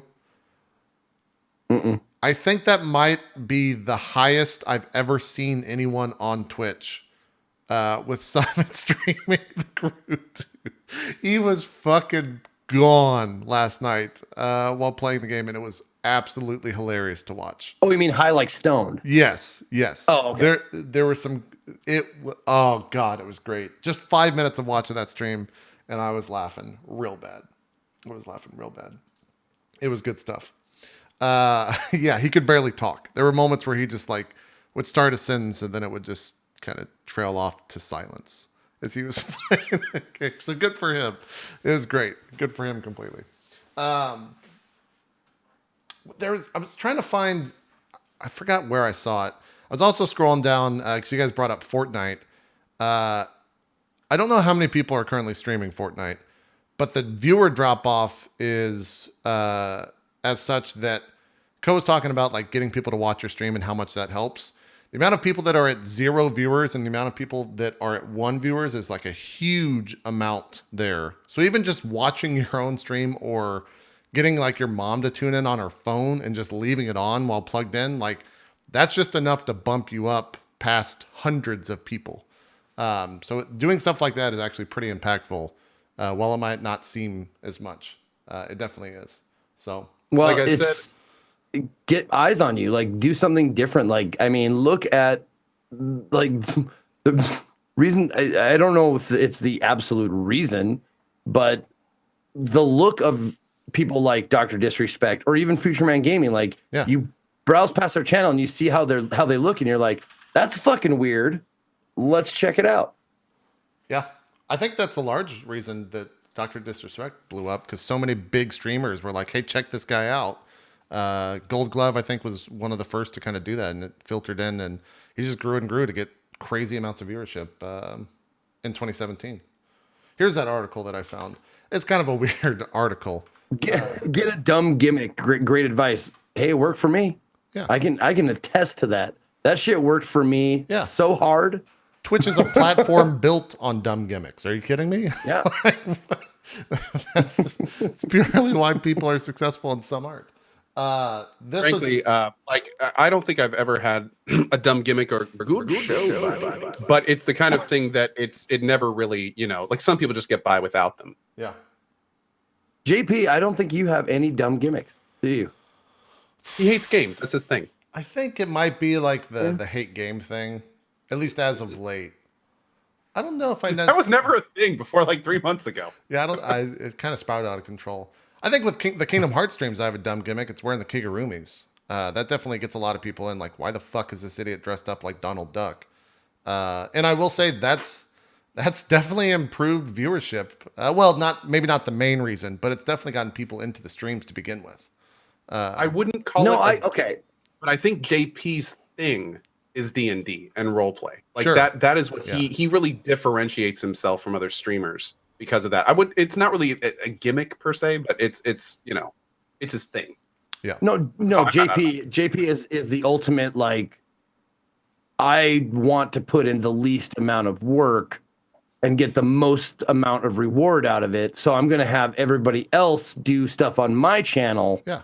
And then I get all of the reward for it, which is fucking genius. I don't know how you convince so many people, me included, to do that.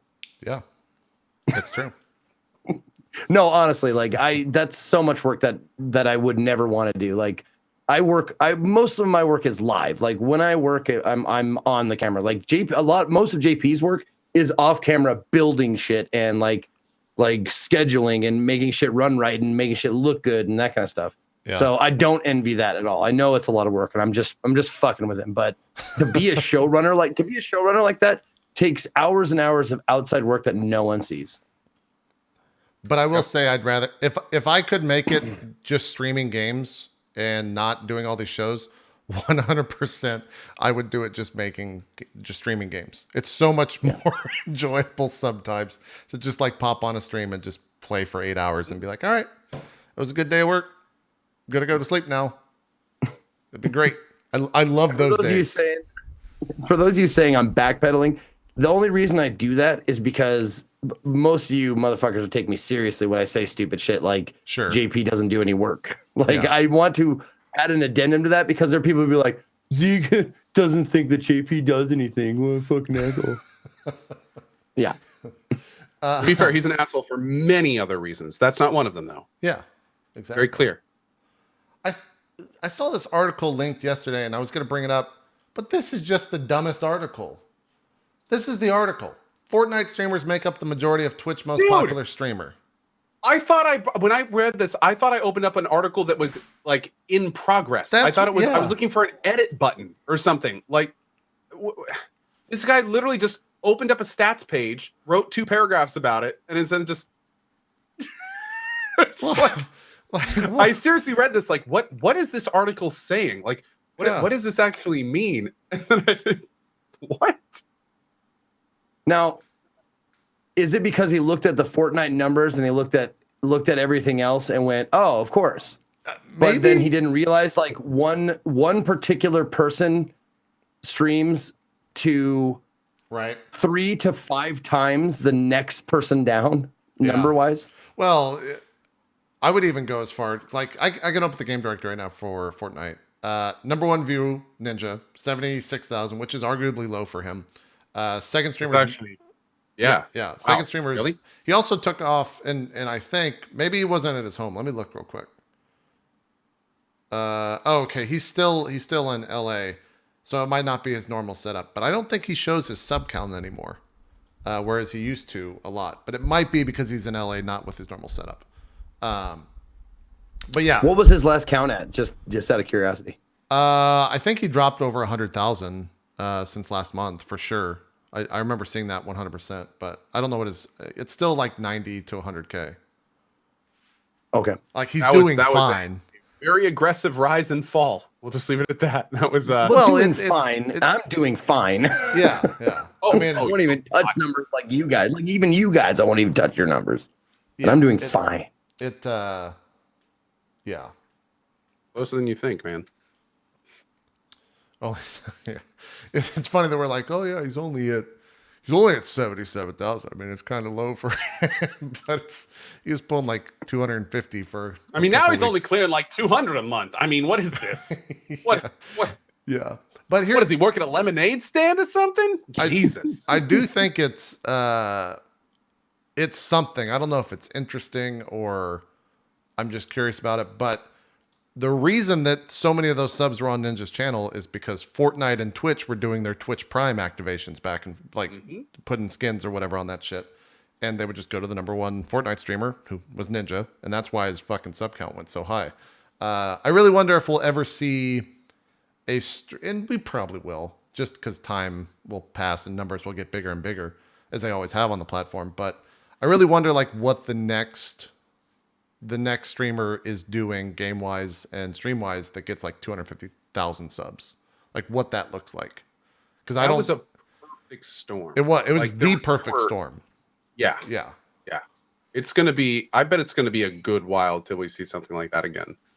But I mean, again, like the whole Amazon Prime thing and getting the word out to them, they are an email away from creating the next situation like that. Like Sure. Amazon sends out an email explaining Twitch and what Twitch Prime is and how you get a free sub and how to do it to all of their Amazon Prime people, especially now after Prime Day. They could literally make Twitch explode overnight if they wanted to. You know, so it's kind of up to them, to be honest. I mean, that's why Ninja exploded, was because they tied the stuff together and they told people how to do it and they did it. So yeah, we'll have to see, man. It's kind of up to them. I think it's almost the same question of like when Minecraft was blowing up, people probably asked the same thing, like, what's the next Minecraft? And it's Fortnite now. So I guess there's just no way to predict that shit. Because if you would have told me when I was playing Arma Battle Royale like 3 years ago that it was going to be the biggest fucking game in the world by a large margin 3 years later, like that game type, I would have said you're a fucking idiot. There's no way that would have been true.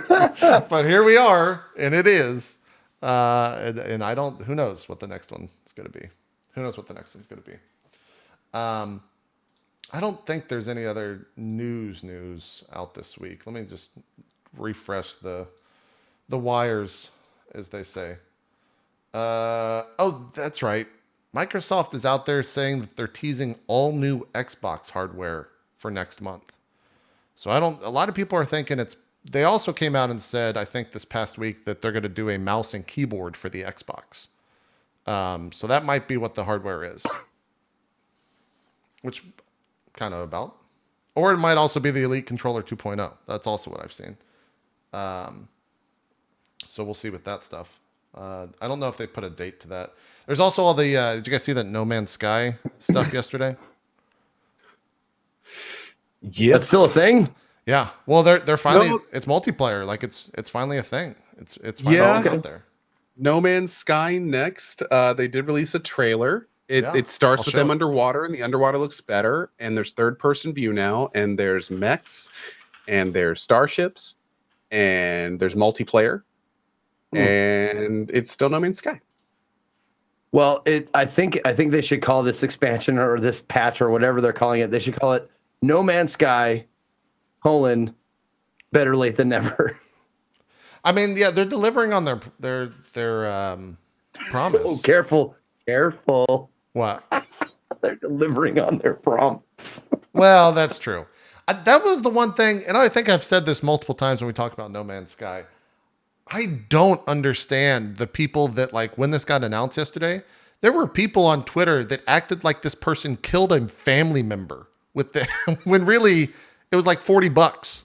Like, or however much the game cost. I don't know why people went so fucking crazy still to this day over this shit. When it was their own hype that set the problems up to begin with. Like, they let their hype get out of control. I understand that the guy necessarily wasn't 100% truthful in what he said was going to be there, but it's 2 years He was also after the game designer and not the developer, which is its own whole set of issues. Yeah. The thing about this trailer is there's no question that it looks prettier. It looks like there's some new things in the game. It looks like there's some more to do. And I know a lot of people are just excited for the multiplayer alone and to do stuff in No Man's Sky with their friends. And more power to them. Like, I know King of Thalion and that crew is pretty excited, really looking forward to it.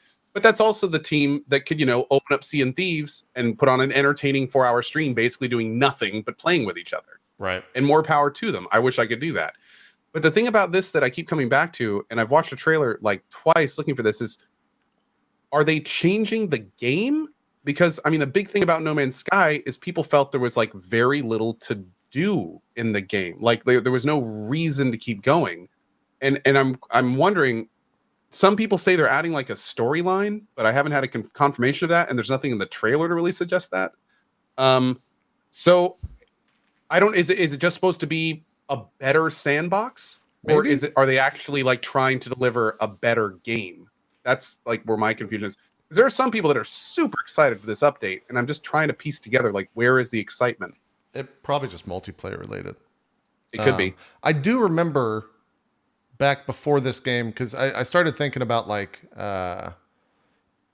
hype and kind of everything around this was just crazy amounts of hype after they first saw the trailer and everything that was promised.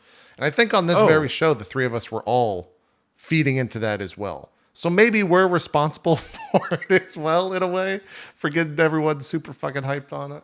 I don't know. Well, it looks like a lot of people are saying that there is a story now already in the game. There's like a preview, like. Okay. Oh, okay. So maybe that's like an in tandem with this update kind of thing. Okay. Yeah, I revisited No Man's Sky a couple times, and the last time I revisited it, there still was not a story. So I don't know when that happened, but yeah, I was unaware. Cool. This is also free. We should state this is a free update. You don't have free to... update. More power to them. Can you imagine if they put money? God damn! If you put money on this, people would be fucking crazy pissed right now, and they're already crazy pissed. So yeah, that comes out. Is that next month? Did they? I forgot what it was. Let's see if it's in here. Oh, July 24th. So next week is when all that launches. Are you gonna check that out, Co? Well, I mean, I'm honestly maybe. You know what? The more I'm reading about it, like if there is actually a story, huh? Oh, I mean, no, I'm just like honestly, maybe.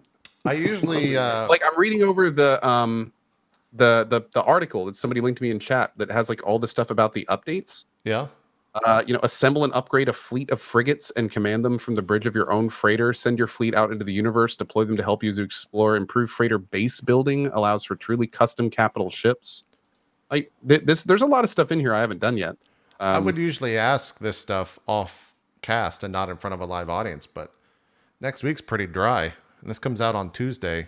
So if you guys want to play No Man's Sky multiplayer next week, instead of doing a show, EFG No Man's Sky next, I'm kind of down just to see what the fuck. I don't know if there's talk about. I don't know if there's 3 hours of content there. There might be for Co. Me and Zeke might get fucking bored and just start killing each other if that's a thing. No Man's Frames. Did you play it at all, JP? I played it when it first came out and walked around for about 10 minutes. It was like, nope, that's a refund. And I just got over it. I put 30 plus hours into it the first month. Yeah, I know. You played a lot of it. I remember that on stream. I played the hell out of it. I remember you played it so much that people would join your channel and be like, why is this guy selling out? This game is fucking trash. Oh, every single day. Every single day. I remember that. That shit was hilarious. Yep. No, but it was only because like it's the same reason that those guys enjoyed the sandbox. I just picked a couple goals. I want every inventory slot unlocked. I want the best of all my equipment. And I thought once I got to that point there'd be a game, and then I completed all that and there wasn't. So I was like, I was relatively disappointed. Yeah, I remember that. Yeah.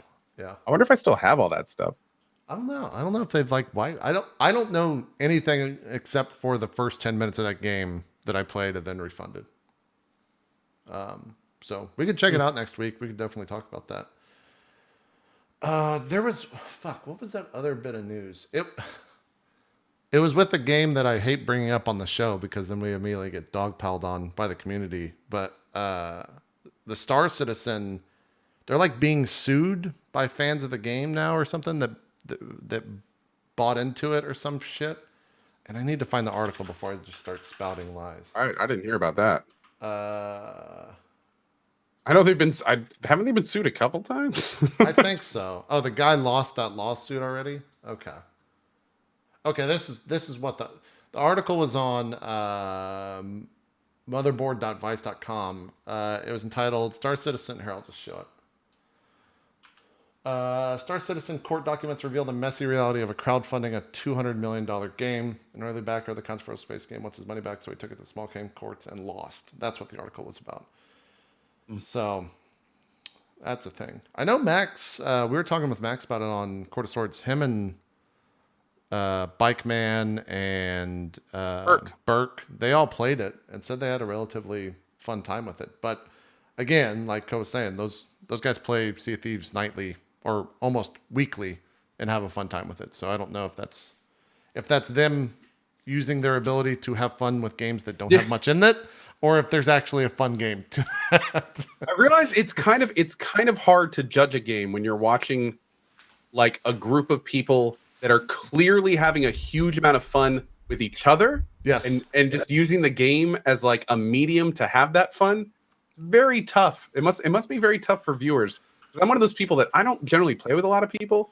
I'm what you might call like antisocial. Right. So for me, it's kind of like it's really hard sometimes with those groups to tell like, is the game good or are they just having fun? Yeah. 'Cause I don't know. It's Yeah, hard. I wonder, and I don't know. I was gonna like try to poll the audience, but I don't know how to do that. Like, is anyone? I guess a lot of people have purchased a game because they saw like a group of streamers playing it, and then when they got in, played it solo, had a terrible time. Like, how many people? Here's a good question: how many people grabbed and downloaded Warframe because a group of streamers were playing together, and then they played it solo and had a terrible fucking time with it? In chat. How would you? We need a yes/no answer for vote yay, vote nay. Yeah, it's a lot of people are saying me, so it seems there's like there you go. overwhelmingly amount of people saying me with Warframe, which I could totally see that. Like we kind of fast traveled through the quote beginning of that game, thanks to viewers for sure, and got to the good portions of it. I would say, But I will say that my journey was different than I think probably both of yours, because I did a lot of solo stuff offline. yeah, Like I did a lot of like figuring the game out and figuring out what I want to do and stuff like that. Like I mean, I'm still master rank 9 or whatever, but a lot of those levels came from just grouping up with whoever was online or just doing solo shit like by myself. Like I leveled a lot of stuff very, very slowly. So I had a lot. I still have fun like logging on and doing solo shit. Like when I'm clearing planets, like no one wants to fucking just clear nodes. So I do a lot of that just by myself. I did that, but I wouldn't. I would just set it to public and just clear with random people, which was fine. Yep. It wasn't necessarily people that were overpowered. Oh yeah, you just set it to public and you'll just get random people for some nodes. Some nodes don't have anyone doing it because it's like no one wants to do a fucking spy mission, so they just won't queue up for that stuff. But yeah, just set it to public. You can get with random people. I thought that was just for relics. Like I honestly thought the public shit was just for relics. I never even thought about setting it to public. Everything in the game. Clear. Yeah, everything in the game. God damn it! What's even cooler is if you set it to friends only, then people in your clan can join you, which is badass. So you just like set it to friends only, and like, hey, I'm doing this, and then like instantly find people. See, I hate that because then I feel like I feel like pressure to like keep like, because after I'm done with a node and I've leveled up something, I like to put like mods and shit. So I'm always like spending time doing that. So I feel bad, like, hey guys, like in my group, I'm like, hey guys, sorry about taking so long, but I'm looking at mods and stuff. I get that. Yeah, nothing wrong with that. Oh, I got a little bit of news. If we're still doing news stuff. Yeah. What's up? Culling 2 is being closed. I saw that. They are canceling it. They apologized with a video from their CEO. It gets better. It gets better.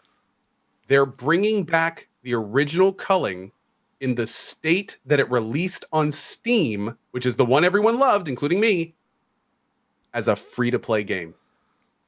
So they're what's it called? What was Cliffy B Studio? Because that's exactly what that sounds like. That was Boss Key. Yeah, they're boss keying it. Like that's the exact path that Boss Key took, isn't it?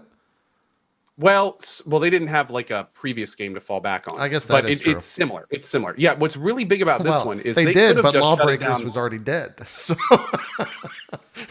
you know what I'm saying? Anyway, sorry, I didn't mean to interrupt. But no, what's awesome though is the second part is big because not only are they re-releasing Culling as free to play, which would have been big on their own, but the fact that they're making this big patch that they're calling the Day 1 patch and rolling back all the work that they did on Culling, which ruined it for a lot of people, including me. That's huge, man. Like they could not show more that they are like, yo, we messed up. We're sorry about this. We're going to do everything we can to fix this. Our bad. Now, does it excuse Culling 2? It's up to each individual person, but it's a huge positive step for them. And this could be the kind of thing that keeps their studio on the legs because they were public about the fact that they were thinking about shutting down over Culling 2. I saw that. Yeah. So just saying, like, they could have just shut down and taken the money they got from the purchases and faded into obscurity or opened a new studio under a different name. But they are taking ownership of this problem. Good on them. And more power to them. Like, that's cool. Good on them, man. Good on them. Something else in terms of developers making some changes, I guess is the best way to say it without putting bias on it. Did you guys see the Rainbow Six stuff where they're now banning in multiplayer, like any sort of racial slur or toxic activity? If you chat, you just get immediately banned. Like, no questions asked. You're just gone. It's a good idea. Way overdone. Yeah. Like it's been cool crazy. Idea. Yeah. But like the example I saw is like some dude was just playing Rainbow Six Siege and some guy was like, "Hey man, what's your ping?" And he says, "Oh, I'm Pakistani, which is a common term. Oh, I'm Paki. And so my ping is kind of bad." Instantly perma-banned from Rainbow Six Siege. I've and seen he a was lot. just like, yeah, like that's not even. But here's the thing, though. It's a cool concept. If you, like, for instance, just used it for the N-word or something like that. Like, if you used it for overtly wrong things that are never really good in any context, that's one thing. But they're apparently doing it for like misspelled slurs. Oh yeah, it's they're going overarching. Oh, over with it. Yeah, it looks pretty bad. It's like, have you ever? Yeah.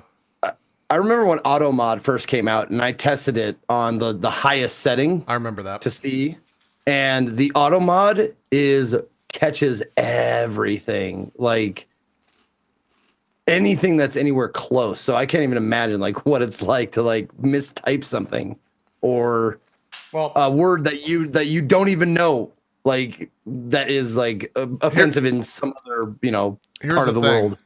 For the record, apparently that thing I said is a slur in other parts of the world. Yeah, like I had me and many people that I've talked to had no idea that was a slur. That's the thing is their check doesn't check for context because it's a AI, so there's no way to check for context, right? Like there was a ban that I saw, and I think there was a person in game whose name was like a chink in their armor or something like that. Mm-hmm. And so someone typed in chat, "Hey, chink in your armor," spaced out, and he got banned for 27 minutes or something like that because of the implied racial slur, I guess, in that, which is kind of crazy. So wait. Calling someone Pakistani is don't go down this road. I'm just confused. You drop 5 letters and the same word becomes a slur? That's how it is? Yeah, man. Words are fucking weird. Just picture someone saying that person is Japanese or that person is a Jap. Right. It's kind of like that. Like, is it really that bad? Because you're just shortening. It's like, to some people, yes, it is. Okay. Yeah. I guess so. Okay. It's all context. Someone says, "Do we call you a Mary?" I don't care. I didn't. Is that bad too? Oh God, I'm so worried now. I think there's different words are weird, man. I think is the best way to say that. Language is always changing. And I actually had this conversation with a friend of mine last night. I was like, all of this political correctness and all of this, like, this stuff that's it's a revolution. It comes around every so often. South Park nailed it. They were like, "Yep, every 6 years we got to have a politically correct like circle." It's like, it's about time we had another one. I actually it makes for like better stand-up comedy. Like, seriously, the more tight asshole the world gets, the better comedy becomes, because the comics like fight against that. Yeah, they do. Yep. By the way, Zeke, did you check out? I went and finished all of Comedians in Cars and Getting Coffee last week. Did you finish the newest season? I did. Yeah. Yeah. That final episode with Jerry Lewis. Yeah, that was I had forgotten that he had passed away, and so when that popped up at the end, I was like, "Oh fuck!" Like that. Yeah. Anyways, it doesn't matter. That hit me like a rock. Yeah. Yep. And I definitely recommend going and watch that show if you have not. It's on Netflix. Yeah, but that Rainbow Six stuff's crazy. Did we stop trusting chat? We turned it on emote only. I think one of my mods did that. Just of course, probably it's probably for the better. Yeah, it's a great tool. It is. Having discourse with 13,000 people alongside you is probably not the best way for that stuff. Oh, never say the numbers. It makes me so nervous. Oh, does it? No. 13,000 people in here for us three? Well, that's pretty That's normal week to week for this stuff now. Anyways, that Rainbow Six stuff is crazy. It's so crazy now that I saw I was watching a stream of Rainbow Six player that it's now turned into like this weird psychological warfare because people will say in the chat, "Hey guys, don't be racist." And so the immediate thing that people do that don't know about it is just say racist things, and then they get banned and they win because someone on the team left. So that's what it's. They just like So meta. yeah, they just awesome. like bait the ban now. For those that don't know about so it, great. they're just baiting the ban, which is that's a weird That's thing. brilliant, though. That is brilliant. I love that. It's like, hey, can we make this not racist this time? Like, what do you mean racist? Blah, blah, blah. Ban. You're like, we win. Yeah, it's a weird thing, man. Let me see if there's any other bits of news. Oh, I don't know if I want to talk about this because I don't know the specifics, and I don't want to mislead people. But apparently, that PUBG event last week didn't go that well. The PUBG Twitch Prime event that was on Friday. There was a lot of like internet issues apparently at the venue. And it just didn't seem to go off as well as it should have. It was also really weird to see like a Twitch Prime event announced 2 days before it happened. Which, I love when even in emote only mode, we can tell exactly what the chat is seeing with just a wall of lol. yeah. So that was kind of a weird thing. And then apparently Epic's first like official Fortnite competition that happened on Saturday also had a bunch of server issues. So I don't know the specifics of all that stuff, but I do know that there was some issues across the board for both PUBG and Fortnite this past weekend, which sucks, but it is what it is. Fortnite, man, they're trying to catch up, dude. I mean, What do you mean? well, just Fortnite. Fortnite just rocketed by them, and you can tell. You're saying PUBG is trying to catch most up. of their public initiatives. They're just scrambling. They're shotgun approaching it. They're doing everything they can to stay like relevant and on the cutting edge. And it's tough, dude. It's tough. Yeah. Fortnite is kind of giving it to them in a lot of ways. I thought it was pretty interesting that Shroud's main account is banned, but he was a major star at the PUBG event on a different account. I thought that was pretty. I don't he's know banned what from word. the game, but not like banned, just like banned, not super banned. Yeah, it's just a weird thing, man. Super band. It's a really weird thing. A small topic. Vampire apparently sold 450,000 copies in the past month, which is a pretty good amount for a game like that, I think. Wait, the past month? Yeah, and in the month. I guess in June is when they sold it. Let me open up the article. For a game that got panned by so many people that like I didn't understand. That's pretty amazing because I really enjoy the game. I never ended up finishing it because so much other shit like got in the way, but I really enjoyed the time I spent with it, and I was wondering why so many people like disliked it so much, and I was liking it. So apparently, I was right. It's a great game. I played it all the way to the end. I thought it was great. I can't wait for more Vampire stuff. Like, I mean, if you approach the game expecting like taking it for what it was a great game. But the weird thing is, so many people played Vampire wanting something that it wasn't. They want why a isn't there more Bloodborne. action? Yeah. Why are these people talking? What's with all, like? Why is it just dialogue all the time? It's like, dude, that's what it is. Like that's the game. Right. If you don't like it, it's not for you. Yeah. But yeah, like I don't know. I thought it was cool, man. Yeah. Yeah, so there was the president of the publisher of the game said Vampire needs to sell 1 million copies to be, quote, considered a success, but that it would be profitable at half that figure. So it's almost broken even after its first month. And we'll see how that. It's only been a month since it's been out. Yeah, that came out June 4th. Seems like forever ago, doesn't it? Really does. Yeah, really does. Was there anything else? Not really. There's that we again, we're not knowledgeable about this, but I saw that Epic announced that its Unreal Engine marketplace is now an 88/12 revenue share, and they're also back paying anyone for that stuff. So that's pretty cool. Yeah, what is that all about? Because I saw that article too. I'd have to read it to talk to you Well, intelligently about it. I haven't read the article, but could give you if it's anything like the Unity store, basically like is it the asset store, JP, for Unity? It is Or for Unreal? the Unreal Engine marketplace. So if it's what I'm thinking of, people can put like types, code modules, graphics, in-game things that other developers can use to make games, and then they can buy those off of the marketplace to then put into their games. And most of the time, there's a split to where the person that actually made the thing will get a percentage, and then the company that actually sells it gets another percentage. If it's actually an 88/12 split, that's actually phenomenal. That's like, and if they're being retroactive about it, that's even crazier. That's just like free money to a lot of the people that have put stuff on that store. But more importantly, very encouraging for people looking to make that stuff to go to that store instead of something like Unity. Yeah. So It says that's super cool then, man. says this new 88%. That's supporting the little guy basically in a lot of ways. Right. It says this new 88%/12% revenue split applies to all Unreal Engine marketplace transactions, past, present, and future. In addition to implementing the policy for future sales, Epic is paying out all marketplace sellers retroactively, applying the more creator-friendly 88% rate to previous transactions dating back to the store's 2014 launch. So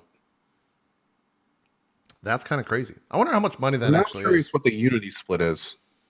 Let me look. I wonder if that's I public. googled it and couldn't find it. Do any devs in here happen to know what the Unity split is? Just for reference. The previous split was 70/30 for the people asking. Oh wow. On That's that was for Epic. Unity is Unity 70/30. 70/30. Okay. Cool. That's not, I mean that's like standard. So that's big, man. Yeah. Big. Cool. Cool. I don't really. Everything else is kind of like random news tidbits. Oh, chat, you made Unity? Oh, you're the dev that made Unity. Oh, that's awesome. Cool. I and he's love in our that that's chat a thing of now. all That's so places. fucking hilarious to me. Wow. What the I made or I am? Yeah. Yeah, I love that too. Yep. That's a good meme. You love it? I think it's the worst meme on Twitch. It is I used to be able to legit say, hey, do we have a dev in chat? And you used to actually get a legit answer. Nope. That is gone. And even more scary now is if a dev is actually in chat. You never know. And one of the 1,000 I made this is the actual dev, and he's just going, what's going on? Yeah, I get that. Why are all these people lying to him? Oh, you guys you're Co-Carnage? Oh, you're Co. Wow. Yeah, that's. Heard about it. I'm Spartacus. It's exactly that. Look, memes are all cyclical. Okay, that meme's existed for years. It's just now made it to Twitch. I'll be the first to admit it fucking fools me every time someone does that. Oh, really? Straight up, like, oh, you made this? Oh, that's awesome. Oh, you piece of shit. You're the worst. But that's the thing. Like, I like a good like debated joke. Like, I like being called out. Like, oh, okay, fucker. All right. I had a DE dev. Shout out to Epion, who I'm doing some fishing one day, and he goes, "Oh, that fish, I made that." And of course, then like 30 people start doing it afterwards. Yeah. And then he sends me a message. He goes, "Check your Twitter." And I pull up my Twitter, and it's the 3D model of the actual fish, like in thing. And he goes, "It just says I actually did make it." Oh, shit. I was like, "Well, shit. There you go. Done. All right. Let's start that going." Okay. I guess the last thing, Zeke, you were a big Enter the Gungeon. Are you playing the Advanced Dungeons and Dragons that launches tomorrow? Is that on the Switch? Or is that on Switch, everywhere? PS4, Xbox One, and PC. Oh, so everything. Okay. Yeah. No, I haven't Pending picked up- console approvals is what they tweeted. No, I haven't picked up Gungeon in forever. Yeah. Okay. And not because it's I just forgot about it. It's not because of any other reason than it's just too many games, and I haven't picked it up. I've never actually beaten the Dragon. That game's fucking Like, I've hard. gotten close, but yeah, it's fucking difficult. It's a difficult really game. fucking hard. Did you see the GDQ? Like, it's fucking hard. Even speedrunners with the best like shit have problems with it. Oh, did he fail a bunch or something? Yeah, he didn't. He got far and then died. Oh God. Did not complete his run at GDQ because of that, because of the RNG. The game is fucking hard. Oh, he didn't fucking complete it. That sucks. That's so shitty. Died twice. There you go. I need to go back and watch that. I didn't realize that. That's fucking crazy. And I felt really bad for the guy because you can tell, like, guy knows what he's doing. Obviously, he's a speedrunner. He had to submit like shit like that. And I'm sure in practice he was like, "I'm doing fine." And then whatever happens, like he was getting bad like chests. He wasn't getting the right guns. Like you have to rely on drops sometimes. And if you get shit on, then it's like an Isaac run. Like your run's fucking over if you can't get a good drop. Yeah, damn, that's crazy. I just love the DLC name Advanced Dungeons and Dragons. Like that's good. Good pun. Good job, game developers. Whoever decided that was the path they were going to take. And then of course chat was spamming it. I don't know if you guys watched it. You're not really the biggest Uncharted fans, but there was that fan film with Nathan Fillion that's about 14 minutes long, which I watched it. It's pretty fucking cool. Like it's pretty awesome, pretty and he really is good at. The guy that you picked for Sully is just like, yeah, it's great. What's even crazier is, from what I understand, not only was Nathan Fillion not paid for that, but they are not monetizing it, and he actually put money into the project. That's awesome. I mean, that is just for years. Everyone said like, well, the main character is obviously based after Nathan Fillion, and the second that they show him in that like 14-minute thing, you're like, that's him. Chat. Let me see if I can get you a link. That's him. Yeah. I'm sure someone will link it. Yeah. It's great. It was super fucking cool. I hope that turns into something. I hope it's like the Deadpool leak, where that turns into something bigger just because everyone everyone supports it and watches it, etc. And some movie exec is like, well, maybe we should do something with this, because that would be awesome. Here you go, chat. Yeah, there you go. I think that's it. I hope that's it. They even got down like the little, in the Uncharted cutscenes, the little like schmarmy lines that Nathan Drake has to everyone else in the room. He has that in the or in the little fan film. Like it's really good. The attention to detail is pretty cool. Dude's getting punched over and over, and he's like, wait, aren't you supposed to like ask me questions or something between me? It's like so Nathan. It's classic Nathan Drake. Yeah, it's great. It's fantastic stuff. I have not watched it. I don't know where I've been.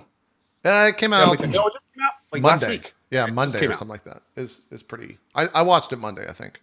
So you should check it out. Okay. It's like 14 minutes long. I'm gonna go ahead and give this this person a timeout here because of the Rick rolling. That was Yeah. good job, whoever that was. Can I get their name? Because I'm going to give a mod actually in the chat. You're gonna mod him. Someone was also saying, I don't know if this is necessarily the biggest news, but so World of Warcraft changed. You can apparently play WoW free up until BFA, and then you have to subscribe/buy BFA. Is that how it? Something happened with the pre-patch. It's now playable via a subscription, which is not what I just said. Every available content for World of Warcraft, except for the upcoming Battle for Azeroth, will now be accessible via a monthly subscription. Okay, it's not free. The fee will cost players $14.99 per month and will include the base game plus all previously released expansions. As it appears now, this change is probably permanent. So, that's the change. It's not free. You just don't have to buy all the other games. You just pay $14.99 and you get them all. You still have to buy BFA. That's a big difference between being free and having to subscribe for $14.99. You just don't have to purchase the software. Yeah, that's exactly the term. Anyways, anything else you guys want to bring up? We filled for 240. I mean, we did a good job today. That was yeah. Look, pretty good without a break. That's not bad. We didn't play shit this past week. Yeah, I've got a good 11 minutes left on this Nitane alert, so it's a good time.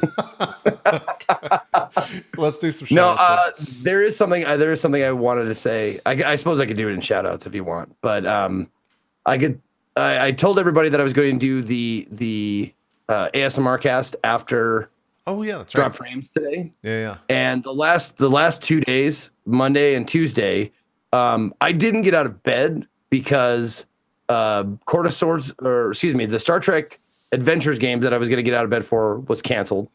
And then I got out of bed for like 15 minutes prior or 20 minutes prior to the Court of Swords cast, and then that got canceled. So those were the only 2 times I got out of bed, and I was completely unmotivated, so I didn't do any shopping. I didn't do anything, and it was just the time, like I would sleep and then wake up and then go like, I should go shopping for the ASMR stuff, because you need props and stuff for that shit. Right. And not to mention that when I have very little to do, that I sometimes forget to take my meds, and that's no good for people. If you take them, you should be taking them. Right. I got up this morning and I was like, oh God, how do I get out of doing drop frames today? Because I didn't want to do it. And then I didn't. I was like, this is the 3rd day in a row where I have to get up for something else and I don't want to do it. And I got up and I took a shower and I took my meds, and I'm like, I feel better now. But I still didn't do any of the shopping that I was supposed to do. So I will be doing that today, and that ASMR cast will be tomorrow. Cool. For sure, 100%. And I apologize for being an asshole about that. Hey man, you showed up. You don't have to apologize for shit. So, yeah. As long as you're getting it done, I don't think people can be too upset about that. Yeah. What was that O about? Oh, someone reminded me of something. Oh, okay. Gotcha. Well, let's do some shout outs, and then we'll call it a show, because I got to get Far Verona set up after this. Co, you want to go first? We'll switch it up this week. Sure. Hi, guys. My name is Co. As you guys know, I love these super chill 3 host shows, and I hope you guys like them as well, because we always have fun with them. My name is Co Carnage. You can find me every day at 8 a.m. EDT, currently playing Octopath Traveler and a whole lot of Warframe. We also have a bunch of games coming up soon. In fact, we're going from 0 to 60 with games like 2 Point Hospital, Dead Cell, Monster Hunter World. In fact, we'll probably talk about this more coming up, because we're getting like no games for the next 2 weeks. Yeah, dude. And then August is going to be crazy. The beginning of August. Yeah. Oh, it's going to be nuts. But anyway, you can find me every day doing Octopath. Also, this Sunday, we are doing our first charity reward stream. It is Mohawk Co., Cat Onesie, and the day is 2 hours of Getting Over It, 2 hours of Bashi, 2 hours of Life is Strange. We're ending our stream with 2 hours of Barbie's Dream House. Yeah. So that'll be fun. That's going to be this Sunday. And then we should be having plans for our next charity reward stream at some point in the future there with the Pokemon and the Doki Doki Literature Club and all that stuff too. So anyway, as always, thank you guys for spending some of your life here today. I hope to see you next week. And thanks for watching. Good luck on Sunday, sir. Thanks, buddy. Zeke. Bashi. Yeah. I mean, getting over it right as well. It's just getting over it is not Bashi. I'll just say that. No, they are different. You're right. Yeah. Do some shout outs, Zeke. Okay. Thank you guys for tuning in today. My name is Ezekiel III. You can find me at all the social media and everything at or / Ezekiel_III. Follow my go. Why don't you go over to my my YouTube channel and give that a sub? Why don't you do that? Because last time I checked, I think we're getting close to where are we at? We're real close to 8,000 subscribers. And I know I don't push my YouTube that much, but I'd like to get to 8,000. That'd be nice, right? And Scott does so much work on that. But anyways, I will be broadcasting tomorrow at noon Pacific, and we'll be starting with the ASMR cast. I'm going to go do that shopping tonight. And it's going to be like the first 2 hours probably of just straight up fun ASMR things. If you want, I'm going to have a tweet coming out here pretty soon, shortly after we get done here, about things you would like to see at the ASMR cast, like whether it be noises you like or scenarios or whatever that you'd like to see for the ASMR tomorrow. I will have a tweet, and you can reply to that with all of your favorite things, and we'll pick from those and see what we want to do. But yeah, so that's all I got. Thank you for showing. Thank you for watching. Cool. See you next time. You hit 8,000 on your YouTube, by the way. Real quick. Did I? Yeah. There you go. Congrats, man. Hey, real quick before I go, JP, are you doing? You've got a show at 4 today. What? Is that Far Verona? Are you doing a show today after this? Yeah, Far Verona. In 15 minutes. Okay. And I'm actually going to be doing some Warframe for anyone that hasn't seen that into death Cool. for another hour. Yeah, sounds good. We doing that No Man's Sky next week? I'm down, dude. Zeke, Sign are me you up. in? I've never played it before, so sure. Are we doing PC? Yeah. Do it. All right, I guess that's what we're doing next week. We'll do that thing. And then Do I have to do a tutorial or anything, or? I don't know. We'll figure it out next week. I have no fucking idea what that's going to look like. Also, one quick thing to mention before I go. I've got the official time on the date. I can't announce it yet, but stay tuned for the next few days. We've locked in our next Pantheon stream. So if any of you guys are Pantheon fans, we've got a Pantheon dev stream coming up. Dates to be released soon. Cool. All right. That's it. We're going to get out of here. And we'll be back next week with more Drop Frames. We almost did a 3-hour show with literally nothing to talk about. We'll see you guys next week. We'll probably be playing No Man's Sky. We're out. Bye-bye.